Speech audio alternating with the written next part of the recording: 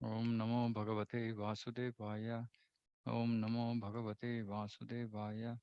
ओम नमो भगवते वासुदेवाय। नारायणं नमस्कृत्य नरं चैव नरोत्तमं देवीं सरस्वतीं व्यासं ततो जयमुदीरयेत्। नष्टप्रायेषु भद्रेषु नित्यं भागवत सेवया भगवतिरुत्तमश्लोके भक्तिर्भवति नैष्टिकी।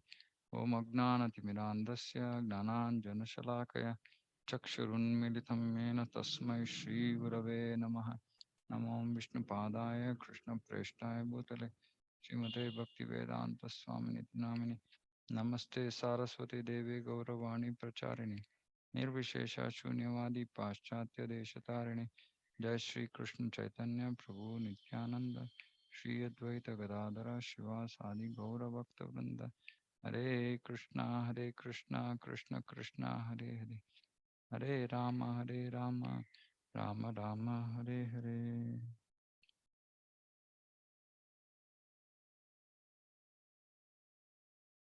हरे कृष्ण। ओके, ಸ್ಕಂದ 5 ಅಧ್ಯಾಯ 3 ಶ್ಲೋಕ 16. ಮೇರು ದೇವಿಯ ಗರ್ಭದಲ್ಲಿ ಋಷಭದೇವನ ಜನನ.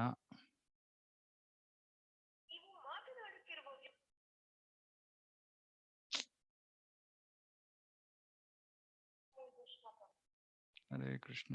ನಿಮ್ ಕಾಲ್ ಮರ್ಜ್ ಆಗ್ತಾ ಇಲ್ಲ, ತಿರ್ಗಾ ಕಾಲ್ ಮಾಡಿ.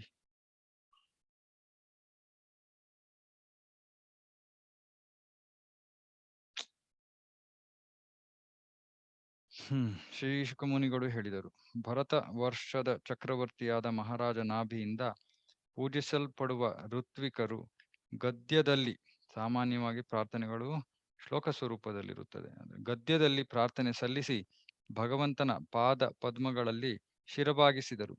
ದೇವಾದಿದೇವನು ದೇವತೆಗಳನ್ನು ಆಳುವ ಮಹಾಸ್ವಾಮಿಯು ಅವರಿಂದ ಸಂತುಷ್ಟನಾದನು. ಅವನು ಈ ಕೆಳಗಿನಂತೆ ನುಡಿದನು. ಭಗವಂತ ಸಂತುಷ್ಟನಾಗ್ತಾನೆ ಅವರ ಪ್ರಾರ್ಥನೆಯಿಂದ.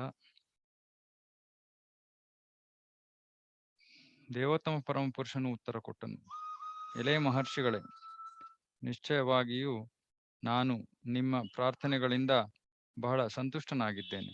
ನೀವೆಲ್ಲ ಸತ್ಯವಂತರು. ತುಂಬಾ ಮುಖ್ಯವಾದದ್ದು. ಭಗವಂತ ಅವರ ಪ್ರಾರ್ಥನೆಗಳಿಂದ ಯಾಕೆ ಸಂತೃಪ್ತನಾದ ಅಂದ್ರೆ, ಅವರು ಸತ್ಯವಂತರು. ಅಂದ್ರೆ ಅವರು ಏನು ಮಹಾಕವಿಗಳಲ್ಲ ಅಥವಾ ಜ್ಞಾನಿಗಳು, ಅಥವಾ ತುಂಬಾ ಚೆನ್ನಾಗಿ ಶ್ಲೋಕಗಳನ್ನ ಹೇಳಿದ್ರು ಅಥವಾ ವರ್ಣನೆ ಮಾಡಿದ್ರು ಅನ್ನೋದು ಕಾರಣ ಅಲ್ಲ. ಕಾರಣ ಏನು ಅಂದ್ರೆ, ಅವರು ಸತ್ಯವಂತರು. ಅಂದ್ರೆ ಮೋಸ ಮಾಡ್ತಾ ಇರಲಿಲ್ಲ. ಅಂದ್ರೆ ತಮ್ಮ ಒಳಗೂ ಹೊರಗೂ ಒಂದೇ ಸ್ವಭಾವ. ತುಂಬಾ ಪ್ರಾಮಾಣಿಕತೆಯಿಂದ ಭಗವಂತನಿಗೆ ಶ್ರದ್ಧೆಯಿಂದ ಭಕ್ತಿಯಿಂದ ಪ್ರಾರ್ಥನೆಗಳನ್ನ ಅರ್ಪಿಸ್ತಾರೆ. ಆ ರೀತಿ ಪ್ರಾರ್ಥನೆಗಳನ್ನ ಅರ್ಪಿಸಿದ ಕಾರಣ ಭಗವಂತನಿಗೆ ಸಂತೃಪ್ತಿ ಆಯ್ತು. ಸೊ ನಾವು ಕೂಡ ಅಷ್ಟೇ ನಿಷ್ಠೆಯಿಂದ ಮಾಡಕ್ಕೆ ಪ್ರಯತ್ನ ಮಾಡ್ಬೇಕು. ಭಗವದ್ಭಕ್ತಿಯ ಸುಲಭ ಆದ್ರೂ ಕಷ್ಟ. ಸುಲಭ ಯಾವಾಗ ನಾವು ತೋರಿಕೆಗೆ ಭಕ್ತಿ ಮಾಡ್ತಾ ಇಲ್ದೆ ಭಗವಂತನ ತೃಪ್ತಿ ಪಡಿಸೋದಕ್ಕೋಸ್ಕರ ನಾವು ನಿಜವಾಗ್ಲೂ ಪ್ರಾಮಾಣಿಕತೆಯಿಂದ ಭಕ್ತಿಯನ್ನ ಮಾಡಕ್ಕೆ ಪ್ರಯತ್ನ ಮಾಡಿದಾಗ, ಪ್ರತಿಯೊಂದು ಕಾರ್ಯದಲ್ಲೂ ಅಷ್ಟೇ, ಪ್ರತಿಯೊಂದು ಭಕ್ತಿ ಸೇವೆ ಅಂಗದಲ್ಲೂ ನಾವು ಅಷ್ಟೇ ಉತ್ಸಾಹ ಇಟ್ಕೋಬೇಕು. ಭಗವಂತ ನಮ್ಮ ಮುಂದೆ ಬಂದು ನಿಂತ್ಕೊಂಡ್ರೆ ಮಾತ್ರ ನನಗೆ ಭಕ್ತಿ ಬರುತ್ತೆ ಅಥವಾ ನನಗೆ ಶ್ರದ್ಧೆ ಬರುತ್ತೆ ಅಂದ್ರೆ ಅದು ತಪ್ಪು. ಯಾಕೆಂದ್ರೆ ಭಗವಂತ ಸಂತೃಪ್ತನಾದ್ರೆ ನಮ್ಮ ಎದುರಿಗೆ ಬರ್ತಾನೆ. ಸಂತೃಪ್ತನಾಗೋದಕ್ಕೆ ನಾವು ಆ ರೀತಿ ಕೆಲಸ ಮಾಡ್ಬೇಕಲ್ವಾ, ಆ ರೀತಿ ಭಕ್ತಿ ಸಲ್ಲಿಸ್ಬೇಕು. ಅಷ್ಟು ನಮ್ಮಲ್ಲಿ ಶ್ರದ್ಧೆ ಭಕ್ತಿ ಎಲ್ಲವೂ ಇದ್ದಾಗ ಭಗವಂತ ತೃಪ್ತನಾದಾಗ ಅವನು ನಮ್ಗೆ ತನ್ನ ದರ್ಶನವನ್ನ ನೀಡ್ಕೊಡ್ತಾನೆ. ಸತ್ಯವಂತರು ಅಂದ್ರೆ ಈ ರೀತಿ ಪ್ರಾಮಾಣಿಕತೆಯಿಂದ ನಿಷ್ಠೆಯಿಂದ ಪ್ರಾರ್ಥನೆಗಳನ್ನು ಸಲ್ಲಿಸಿದ್ರಿಂದ ಭಗವಂತ ಸಂತುಷ್ಟನಾಗಿ ಹೇಳ್ತಾ ಇದ್ದಾನೆ, ನೀವೆಲ್ಲ ಸತ್ಯವಂತರು. ನೀವೆಲ್ಲ ಮಹಾರಾಜ ನಾಭಿಗೆ ನನ್ನಂತಹ ಪುತ್ರನೊಬ್ಬನನ್ನು ಅನುಗ್ರಹಿಸುವಂತೆ ಪ್ರಾರ್ಥನೆ ಮಾಡಿರುವಿರಿ. ಆದರೆ ಇದು ಪಡೆಯಲು ಕಷ್ಟಕರವಾದದ್ದು. ಯಾರು ಭಗವಂತನಂತ ಪುತ್ರನನ್ನ ಪಡೆಯೋದಕ್ಕೆ ಸಾಧ್ಯ? ಅಷ್ಟು ಸುಲಭನಾ ಅದು? ಭಗವಂತ ಅದಕ್ಕೆ ಹೇಳ್ತಾ ಇದ್ದಾನೆ, ಇಲ್ಲ, ಕಷ್ಟಕರವಾದದ್ದು. ನಾವು ಭಗವಂತನ ಪಡೆಯೋದಕ್ಕೆ ಹೊರಟಿದೀವಿ, ಭಗವಂತನ ಜೊತೆ ಒಂದಾಗಕ್ಕೆ ಹೊರಟಿಲ್ಲ ನಾವು. ಮತ್ತೆ ಮತ್ತೆ ನಾ ಇದನ್ನ ಹೇಳ್ತಾ ಇರ್ಬೇಕು, ನಾವು ಭಗವಂತನಲ್ಲಿ ಐಕ್ಯರಾಗೋದಕ್ಕೆ ಹೊರಟಿಲ್ಲ. ನಾವು ಭಗವಂತನಿ ಜೊತೆ ಇದ್ದು ಆಧ್ಯಾತ್ಮಿಕ ಜಗತ್ತಿನಲ್ಲಿ ಅವನಿಗೆ ಬೇಕಾದ ರೀತಿಯಲ್ಲಿ ಅವನಿಗೆ ಸೇವೆ ಮಾಡೋ ಉದ್ದೇಶದಿಂದ, ಆಧ್ಯಾತ್ಮಿಕ ಜಗತ್ತನ್ನ ತಲುಪೋ ಒಂದು ಉದ್ದೇಶದಿಂದ ನಾವು ಭಕ್ತಿ ಮಾಡ್ತಾ ಇದ್ದೀವಿ. ಇನ್ನು ಉನ್ನತ ಮಟ್ಟದಲ್ಲಿ ಭಗವಂತ ನಮ್ಮನ್ನ ಭೌತಿಕ ಜಗತ್ತಿನಲ್ಲಿ ಇರಪ್ಪ, ನೀನು ಇಲ್ಲೇ ನೀನು ಸೇವೆ ಅಂದ್ರೂ ಅದು ನಮಗೆ ಸ್ವೀಕಾರವಾಗಿರ್ಬೇಕು. ಆದ್ರೆ ಪ್ರಾರಂಭದ ಹಂತದಲ್ಲಿ ನಮಗೆ ಅಷ್ಟೊಂದು ಭಗವಂತನಿಂದ ಬಿಟ್ಟು ನಾವು ಇಲ್ಲಿ ಮತ್ತೆ ಭೌತಿಕ ಜಗತ್ತಿಗೆ ಬರೋದಕ್ಕೆ ನಮ್ಗೆ ಇಷ್ಟ ಆಗಲ್ಲ. ಆದ್ರಿಂದ ಭಗವಂತನ ಧಾಮಕ್ಕೆ ಹೋಗ್ಬೇಕು ನಮ್ಮ ಗುರಿ ಅಂತ ಹೇಳ್ತೀವಿ. ಭಗವಂತನ ಜೊತೆ ಒಂದಾಗೋದಕ್ಕಲ್ಲ, ಐಕ್ಯರಾಗೋದಕ್ಕಲ್ಲ, ಭಗವಂತನ ದೇಹವನ್ನ ಪ್ರವೇಶ ಮಾಡೋದಕ್ಕಲ್ಲ. ಭಕ್ತರಿಗೆ ಅದು ಬೇಡದೇ ಇರುವಂತದ್ದು. ಯಾಕಂದ್ರೆ ಆ ಸನ್ನಿವೇಶದಲ್ಲಿ ಸೇವೆಗೆ ಯಾವ ಅವಕಾಶವೂ ಇರೋದಿಲ್ಲ. ನಮಗೆ ಗೊತ್ತಾಗತ್ತೆ, ಸೇವೆ ಅವಕಾಶವಿದ್ದು ಆ ಸೇವೆ ಅವಕಾಶ ಹೊಟ್ಟೋಗ್ಬಿಟ್ರೆ ಕಾರಣಾಂತರಗಳಿಂದ ಎಷ್ಟು ನಮಗೆ ದುಃಖ ಆಗತ್ತೆ. ಯೋಚನೆ ಮಾಡಿ, ಇಲ್ಲಿ ಭಕ್ತಿ ಮಾಡಿ ನಾವು ಇಷ್ಟೊಂದು ಸೇವೆ ಮಾಡಕ್ ಪ್ರಯತ್ನ ಮಾಡ್ತಾ ಇದೀವಿ, ಅಲ್ಲಿ ಹೋಗ್ಬಿಟ್ಟು ಏನೂ ಸೇವೆ ಇಲ್ಲ, ಸುಮ್ನೆ ಕಣ್ ಮಿಟುಕ್ಸ್ಕೊಂಡ್ ಕೂತಿರ್ಬೇಕು ಅಂದ್ರೆ ಆಗತ್ತಾ ಅದು? ಅದ್ರಿಂದ ನಾವು ಭಗವಂತನ ಜೊತೆ ಐಕ್ಯರಾಗೋದಕ್ಕೆ ಸಾಧ್ಯ ಇಲ್ಲ.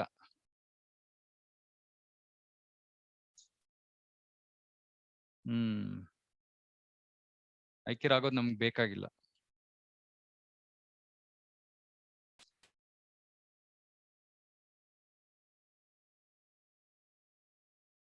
ನಾನು ಅಪ್ರತಿಮನಾದ ದೇವೋತ್ತಮ ಪರಮ ಪುರುಷ ಮತ್ತು ನನಗೆ ಸಮನಾದವರು ಇನ್ನೊಬ್ಬರಿಲ್ಲವಾದ್ದರಿಂದ ನನ್ನಂತಹ ಇನ್ನೊಬ್ಬನು ಕಾಣ ಸಿಗುವುದು ಅಸಾಧ್ಯ. ನನ್ನಂತ ಇನ್ನೊಬ್ಬ ಪುತ್ರನನ್ನ ಹುಟ್ಟಿಸ್ಬೇಕು ಅಂದ್ರೆ ಸಾಧ್ಯ ಇಲ್ಲ. ಭಗವಂತ ಹೇಳ್ತಾನೆ ಅದನ್ನ ಸಾಧ್ಯವೇ ಇಲ್ಲ. ಅದು ಅಂದ್ರೆ ಇನ್ನೊಬ್ಬನ ಸೃಷ್ಟಿ ಮಾಡಕ್ ಆಗಲ್ಲ. ನನ್ನಂತಹ ಅಂದ್ರೆ ನಾನೇ ಬೇಕು, ನನ್ನಂತ ಮಗನೇ ಬೇಕು ಅಂದ್ರೆ ನಾನು ಇನ್ನೊಬ್ಬನ ಸೃಷ್ಟಿ ಮಾಡಕ್ಕಾಗಲ್ಲ. ಏನೇ ಇರ್ಲಿ, ನೀವೆಲ್ಲ ಅರ್ಹರಾದ ಬ್ರಾಹ್ಮಣರಾದುದರಿಂದ ನಿಮ್ಮ ಮಾತು ಸುಳ್ಳಾಗುವಂತಿಲ್ಲ. ಸೊ ಇದು ತುಂಬಾ ಮುಖ್ಯವಾದದ್ದು. ಭಗವಂತ ನಮೋ ಬ್ರಹ್ಮಣ್ಯ ದೇವಾಯ ಗೋಬ್ರಾಹ್ಮಣ ಹಿತಾಯ ಚ ಜಗದ್ಹಿತಾಯ ಕೃಷ್ಣ ಗೋವಿಂದಾಯ ನಮೋ ನಮಃ. ನಮೋ ಬ್ರಹ್ಮಣ್ಯ ದೇವಾಯ, ಬ್ರಾಹ್ಮಣರು, ಅರ್ಹತೆಯುಳ್ಳ ಬ್ರಾಹ್ಮಣರು ಮಾತಾಡಿದಾಗ ಅದು ವೇದ ವಾಕ್ಯವಿದ್ದಂತೆ. ಅಲ್ಲದೆ ಭಗವಂತನ ಶ್ರೇಷ್ಠ ಭಕ್ತರು ಕೂಡ, ಬ್ರಹ್ಮ 2ನೇ ಸ್ಕಂದದಲ್ಲಿ ನಾರದರಿಗೆ ಹೇಳ್ತಾ ಇದ್ದಾನೆ, ನಾನು ಏನೇ ಹೇಳಿದ್ರು ಕೂಡ ಭಗವಂತ ಅದನ್ನ ಸತ್ಯ ಮಾಡ್ತಾನೆ ಅಂತ. ಸತ್ಯ ಆಗ್ಬೇಕು ಅಂತ ಇಲ್ದೇ ಇದ್ರು ಕೂಡ ಭಗವಂತ ಅದನ್ನ ಸತ್ಯವಾಗಿ ಪರಿವರ್ತಿಸ್ತಾನೆ. ಉದಾಹರಣೆ, ಹಿರಣ್ಯಕಶಿಪುಗೆ ಬ್ರಹ್ಮ ಕೊಟ್ಟಿದ್ದಂತ ವರ, ಅವನನ್ನ ಕೊಲ್ಲೋದಕ್ಕೆ ಭಗವಂತ ಯಾರು ಹಿಂದೆಂದು ನೋಡಿಲ್ದೇ ಇದ್ದಂತಹ ನರಸಿಂಹ ಅವತಾರವನ್ನ ತಾಳ್ಬೇಕಾಯ್ತು. ಅರ್ಧ ಸಿಂಹ ಅರ್ಧ ಮನುಷ್ಯ. ಭಗವಂತ ತನ್ನ ಶುದ್ಧ ಭಕ್ತರ ಮಾತುಗಳನ್ನ ನೆರವೇರಿಸ್ತಾನೆ. ಅದಕ್ಕೆ ನಾವು ಗುರುಗಳಿಗೆ ಶರಣಾಗಬೇಕು. ಯಾಕೆ? ಗುರುಗಳು ಶುದ್ಧ ಭಕ್ತರು. ಗುರುಗಳು ನಮ್ಮನ್ನ ಭಗವಂತನ ಪಾದಗಳಲ್ಲಿ ಇರಿಸಿದಾಗ ಭಗವಂತ ನಮ್ಮನ್ನ ಸ್ವೀಕಾರ ಮಾಡ್ತಾನೆ. ಇಲ್ಲಾಂದ್ರೆ ನಮಗೆ ಭಗವಂತನ ಪಾದಗಳಲ್ಲಿ ಜಾಗ ಇಲ್ಲ. ನಿಜವಾಗ್ಲೂ ನಮ್ಗೆ ಆ ಯೋಗ್ಯತೆನೇ ಇಲ್ಲ. ಪರಿಶುದ್ಧವಾಗಿರುವಂತ ಜೀವಿಗಳು ಮಾತ್ರ ಆ ಒಂದು ಸ್ಥಾನವನ್ನು ಪಡ್ಕೋಬಹುದು. ಆದ್ರೆ ಕೇವಲ ದೀಕ್ಷೆಯ ವಿಧಾನದಿಂದ ನಾವು ಗುರುಗಳಿಗೆ ಶರಣಾಗತರಾಗ್ತೀವಿ. ಗುರುಗಳು ಅಷ್ಟೇ ಒಂದು ನಮ್ಮ ಮೇಲಿನ ನಂಬಿಕೆಯಲ್ಲಿ ನಮ್ಮನ್ನ ಕೃಷ್ಣನಿಗೆ ಅರ್ಪಿಸ್ತಾರೆ.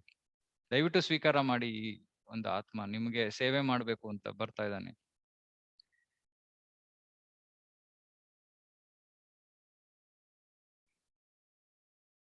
ಇದು ಭಕ್ತರ ಮತ್ತು ಬ್ರಾಹ್ಮಣರ ವಿಶೇಷ ಒಂದು ಸ್ಥಾನ. ಅದಕ್ಕೆ ಎಂತಹ ಕಠಿಣ ಪರಿಸ್ಥಿತಿ ಇದ್ರೂ ಕೂಡ ಬ್ರಾಹ್ಮಣರಿಗೆ, ವೈಷ್ಣವರಿಗೆ ನಾವು ಅವ್ರಿಗೆ ಬೇಸರವಾಗುವಂಗೆ ಮಾತಾಡಬಾರ್ದು, ಅವ್ರಿಗೆ ನೋವು ಮಾಡಬಾರ್ದು. ಭಗವಂತನಿಗೆ ಸ್ವಲ್ಪವೂ ಅದು ಇಷ್ಟ ಆಗೋದಿಲ್ಲ. ಎಷ್ಟೊಂದ್ಸತಿ ನಾನು ನೋಡಿದೀನಿ, ಇವಾಗ ಎಲ್ಲೋ ದೇವಸ್ಥಾನಕ್ಕೆ ಹೋಗ್ತೀವಿ, ಯಾವ್ದೋ ದೇವಸ್ಥಾನಗಳಲ್ಲಿ ಒಂದೊಂದು ಇವಾಗ ಉದಾಹರಣೆಗೆ ನಾವು ಜಗನ್ನಾಥ್ ಪುರಿಗೆ ಹೋಗ್ತೀವಿ. ಜಗನ್ನಾಥ್ ಪುರಿಯಲ್ಲಿ ಪಾಂಡ ಅಂತ ಹೇಳ್ತಾರೆ ಅಲ್ಲಿ ಪೂಜಾರಿಗಳಿಗೆ. ಅವರು ಸ್ವಲ್ಪ ನಮ್ ಸೌತ್ ಇಂಡಿಯಾನಲ್ಲಿ ಬೇರೆ ತರ ಇದು ಒಂದು ಸ್ವಭಾವ. ಅಲ್ಲಿ ಅವ್ರದ್ದು ಬೇರೆ ತರ ಒಂಥರ ಆದ್ರೆ ಅವರ ರೀತಿ ನೀತಿಗಳನ್ನ ನೋಡಿ ನಮಗೆ ಮನಸ್ಸಿನಲ್ಲಿ ಒಂಥರ ಮೊದಲು ನಾವು ಹೋಗಕ್ಕಿಂತ ಮುಂಚೆನೆ ಹೇಳ್ಬಿಟ್ಟಿದ್ರು, ಏನು ಅನ್ಕೋಬಾರ್ದು ಮನಸ್ಸಿನಲ್ಲಿ. ಅವ್ರು ಏನೇ ಹೇಳಿದ್ರು ಏನೇ ಮಾಡಿದ್ರು ಏನು ಅನ್ಕೋಬಾರ್ದು. ಯಾಕಂದ್ರೆ ಏನಾರು ಅನ್ಕೊಂಡ್ರೆ ಕಾಲ್ ರಿಪ್ಲೈ ರಿಸೀವ್ ಮಾಡಕ್ ಆಗ್ತಲ್ಲ.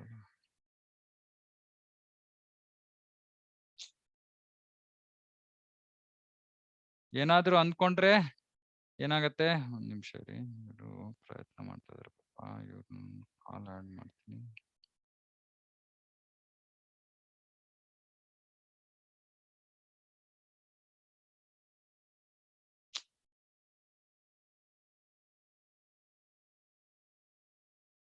ಅಯ್ಯೋ ಏನೋ ಹೋಗ್ತಾನೆ ಇಲ್ಲ.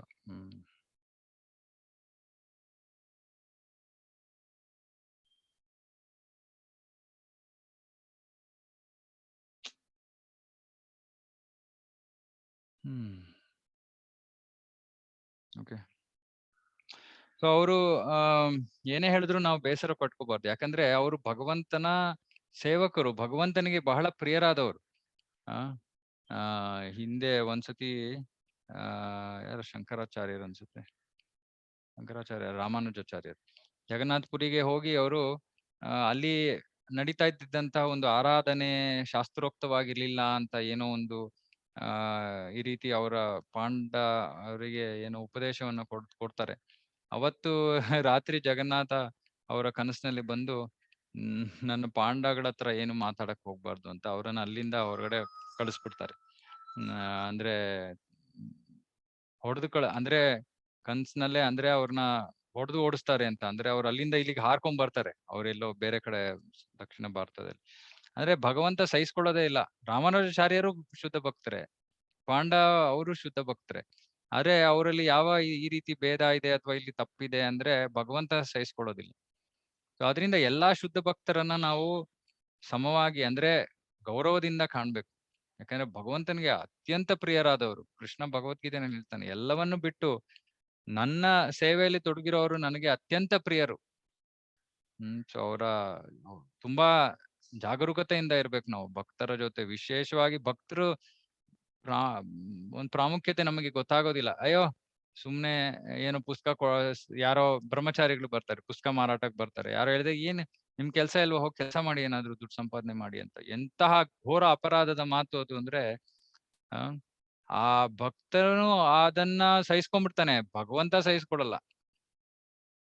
ಅದರಿಂದ ಯಾವಾಗ್ಲೂ ನಾವು ಅಂದ್ರೆ ಭಕ್ತರು ಢೋಂಗಿಗಳನ್ನ ನಾವು ಗುರುತಿಸಕ್ಕೆ ಗೊತ್ತಾಗ್ಬೇಕು ಮೊದ್ಲು. ಸುಮ್ನೆ ಯಾರೋ ಸೋಗ್ ಹಾಕೊಂಡು ನಾನು ಭಕ್ತ ಅಂತ ಯಾರು ಬರ್ತಾರೋ ಅವ್ರನ್ನ ಅದು ಬೇರೆ ವಿಷಯ. ಆದ್ರೆ ಯಾರು ಪ್ರಾಮಾಣಿಕ ಭಗವಂತನ ಪ್ರಾಮಾಣಿಕ ಭಕ್ತರಾಗಿರ್ತಾರೋ ಅವ್ರ ಜೊತೆ ನಾವು ತುಂಬಾ ಜಾಗರೂಕತೆಯಿಂದ ವ್ಯವಹರಿಸ್ಬೇಕು. ಬ್ರಾಹ್ಮಣ್ಯದ ಗುಣಗಳಿಂದ ಕೂಡಿದ ಅರ್ಹರಾದ ಬ್ರಾಹ್ಮಣರನ್ನು ನಾನು ನನ್ನ ಮುಖ ಸದೃಶರೆಂದೇ ಪರಿಗಣಿಸುತ್ತೇನೆ. ಭಗವಂತ ಹೇಳ್ತಾನೆ, ಮುಖ ಸದೃಶ, ನನಗೆ ಸಮಾನ. ನೋಡಿ ಇನ್ನೇನ್ ಹೇಳ್ಬೋದು, ಭಗವಂತನಿಗೆ ನಾವು ಅಪರಾಧ ಮಾಡಕ್ಕಾಗತ್ತ? ಬ್ರಾಹ್ಮಣರು ವೈಷ್ಣವರು ಭಗವಂತನಿಗೆ ಸಮಾನ. ನನಗೆ ಸರಿಸಮಾನರಾದವರು ಯಾರೂ ನನ್ನ ಕಣ್ಣಿಗೆ ಬೀಳುತ್ತಿಲ್ಲವಾದ ಕಾರಣ ಸ್ವತಃ ನಾನೇ ಸ್ವಾಂಶ ವಿಸ್ತರಣೆ ಮಾಡಿಕೊಳ್ಳುತ್ತೇನೆ. ಭಗವಂತ ಹೇಳ್ತಾನೆ, ನಿನ್ ನನ್ನ ತರಹ ಮಗ ಬೇಕು, ನನ್ನ ತರ ನನಗೆ ಯಾರು ಕಾಣ್ತಾ ಇಲ್ಲ. ಸೊ ನಾನೇ ಸ್ವ ಅಂಶ, ನನ್ನ ಅಂಶವಾಗಿ ನಾನೇ ಅವರ ಮಗನಾಗಿ ಹುಟ್ಟುತ್ತೀನಿ. ಹೀಗೆ ಮಾಡಿ ಆಗ್ನಿದ್ರನ ಪುತ್ರನಾದ ಮಹಾರಾಜ ನಾಭಿಯ ಪತ್ನಿಯಾದ ಮೇರುದೇವಿಯ ಗರ್ಭದಲ್ಲಿ ನಾನು ಸ್ವಯಂ ಅವತರಿಸುತ್ತೇನೆ. ಅಂದ್ರೆ ನನ್ನ ಅಂಶವಾಗಿ ಅವತರಿಸುತ್ತೇನೆ. ಅಂಶ ಅಂದ್ರೆ ಭಗವಂತನಿಗೂ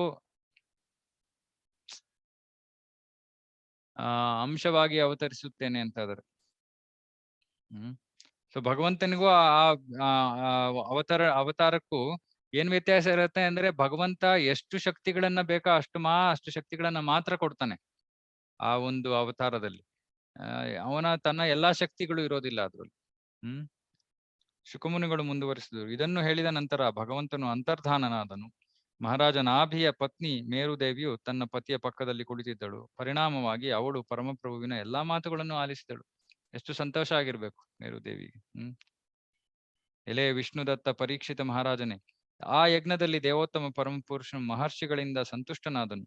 ತತ್ಫಲವಾಗಿ ಭಗವಂತನು ಧರ್ಮ ತತ್ವಗಳನ್ನು ಆಚರಿಸುವ ವಿಧಾನವನ್ನು ಸ್ವಯಂ ಪ್ರದರ್ಶಿಸಲು ಮತ್ತು ಮಹಾರಾಜ ನಾಭಿಯ ಬಯಕೆಯನ್ನು ಈಡೇರಿಸಲು ತೀರ್ಮಾನಿಸಿದನು.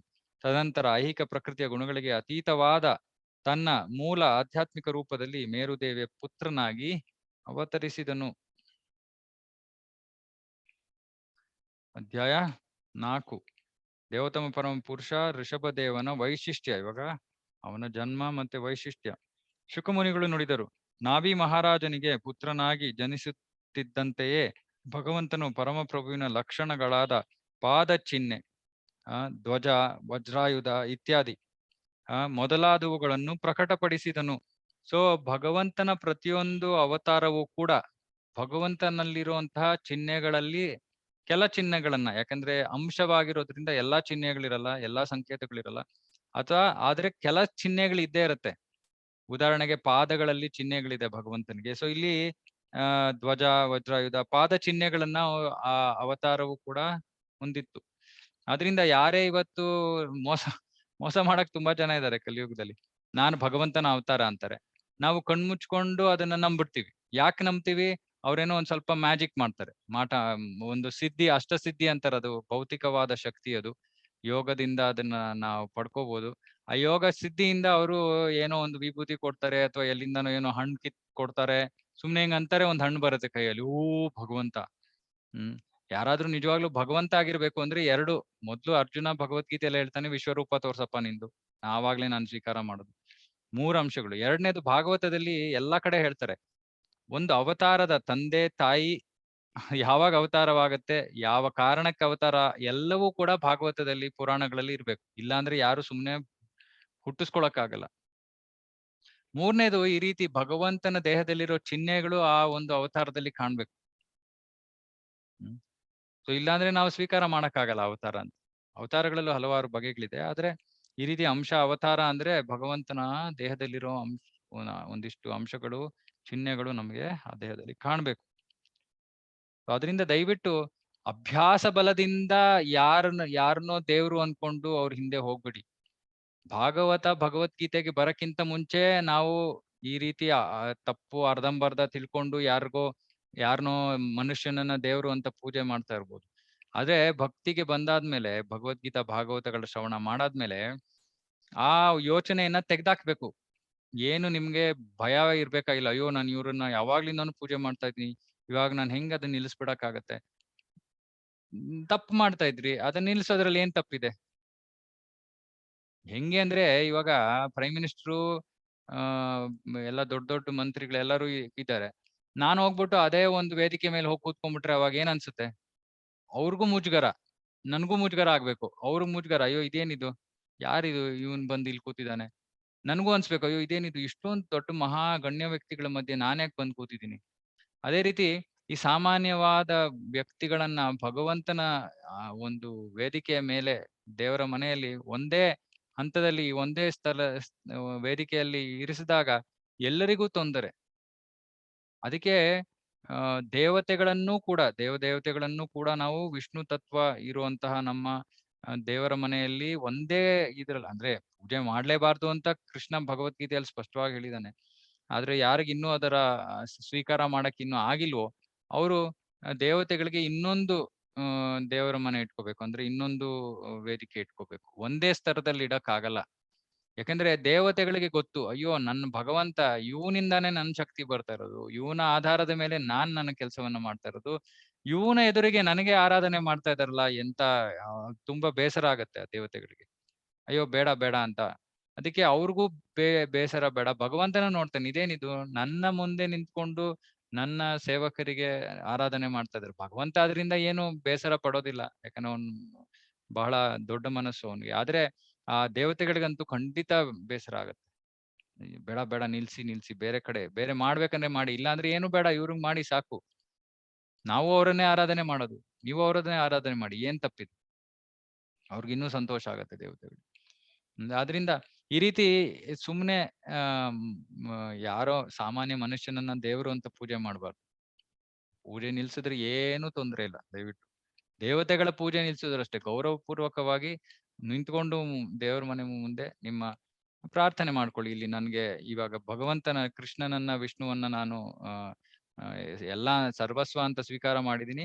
ನಿಮ್ಮ ಆರಾಧನೆಯನ್ನ ಅದೇ ಒಂದು ದೇವರ ಮನೆಯಲ್ಲಿ ಮಾಡಬಾರ್ದು ಅಂತ ತಿಳ್ಕೊಂಡು ನಾನಿವತ್ತು ನಿಮ್ಮನ್ನ ಬೇರೆ ಕಡೆ ವರ್ಗಾವಣೆ ಮಾಡ್ತಾ ಇದೀನಿ, ಬೇರೆ ಕಡೆ ಪೂಜೆ ಮಾಡ್ತೀನಿ. ಇಲ್ಲ ಅಂದ್ರೆ ನಿಮ್ಮ ಪೂಜೆನ ನಿಲ್ಲಿಸ್ತಾ ಇದ್ದೀನಿ. ದಯವಿಟ್ಟು ಬೇಸರ ಪಡಬೇಡಿ. ಯಾರು ಬೇಸರ ಪಡಲ್ಲ. ಗೌರವಪೂರ್ವಕವಾಗಿ ಆ ದೇವತೆಗಳನ್ನ ನಾವು ಹೊರಗಡೆ ದೇವರ ಮನೆಯಿಂದ ಹೊರಗಡೆ ಇಡ್ಬೋದು, ಏನು ತೊಂದರೆ ಇಲ್ಲ. ಈ ಪುತ್ರನು ಸರ್ವರಲ್ಲೂ ಸಮಭಾವದಿಂದಿದ್ದು ಶಾಂತ ಸ್ವಭಾವದವನಾಗಿದ್ದನು. ಅವನು ಇಂದ್ರಿಯಗಳನ್ನು ಮನಸ್ಸನ್ನು ನಿಯಂತ್ರಿಸಬಲ್ಲವನಾಗಿದ್ದನು. ಸಮಸ್ತ ಐಶ್ವರ್ಯಗಳನ್ನು ಹೊಂದಿದ್ದರಿಂದ ಲೌಕಿಕ ಭೋಗಕ್ಕಾಗಿ ಹಂಬಲಿಸುತ್ತಿರಲಿಲ್ಲ. ಎಲ್ಲಾ ಲಕ್ಷಣಗಳನ್ನು ಹೊಂದಿದ್ದರಿಂದ ನಾಭಿ ಮಹಾರಾಜನ ಪುತ್ರನು ದಿನದಿಂದ ದಿನಕ್ಕೆ ಹೆಚ್ಚು ಹೆಚ್ಚು ಶಕ್ತಿಶಾಲಿಯಾದನು. ಈ ಕಾರಣದಿಂದ ಪ್ರಜೆಗಳು, ಪಂಡಿತ ಬ್ರಾಹ್ಮಣರು, ದೇವತೆಗಳು ಮತ್ತು ಮಂತ್ರಿಗಳು ಋಷಭದೇವನು ಭೂಲೋಕದ ಅಧಿಪತಿಯಾಗಿ ನಿಯುಕ್ತನಾಗಬೇಕೆಂದು ಬಯಸಿದರು.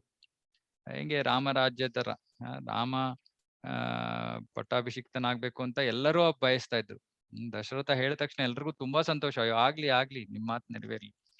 ಹಾಗೆ ನಾಭಿ ಇಲ್ಲಿ ಋಷಭದೇವ್ ಅವರಲ್ಲಿ ಎಷ್ಟು ಅದ್ಭುತವಾದ ದೈವಿ ಗುಣಗಳಿದ್ದು ಅಂದ್ರೆ ಎಲ್ಲರಿಗೂ ಕೂಡ ಅವರೇ ಚಕ್ರವರ್ತಿ ಆಗ್ಲಿ ಅಂತ ಎಲ್ಲರೂ ಕೂಡ ಬಯಸ್ತಾ ಇದ್ರು.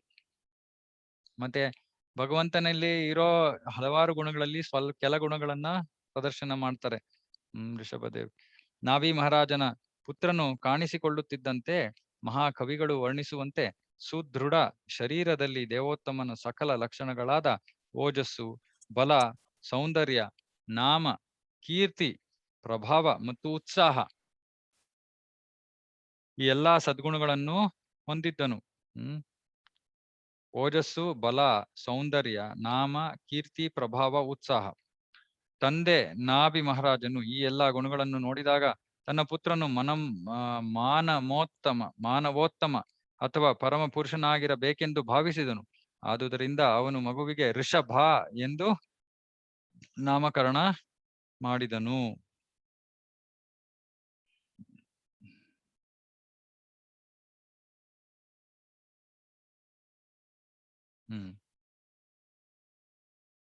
ಲೌಕಿಕವಾಗಿ ಬಹಳ ಐಶ್ವರ್ಯವನ್ನು ಹೊಂದಿದ್ದ ಸ್ವರ್ಗಾಧಿಪತಿಯಾದ ಇಂದ್ರನಿಗೆ ಋಷಭ ದೇವ ಮಹಾರಾಜನ ಬಗೆಗೆ ಮತ್ಸರ ಉಂಟಾಯಿತು.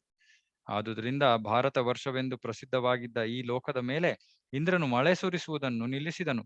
ಆಗ ಸಕಲ ಯೋಗ ಸಿದ್ಧಿಗಳ ಒಡೆಯನಾದ ಪರಮಪ್ರಭು ಋಷಭದೇವನಿಗೆ ಇಂದ್ರನ ಉದ್ದೇಶ ತಿಳಿದು ನಗು ಬಂದಿತು.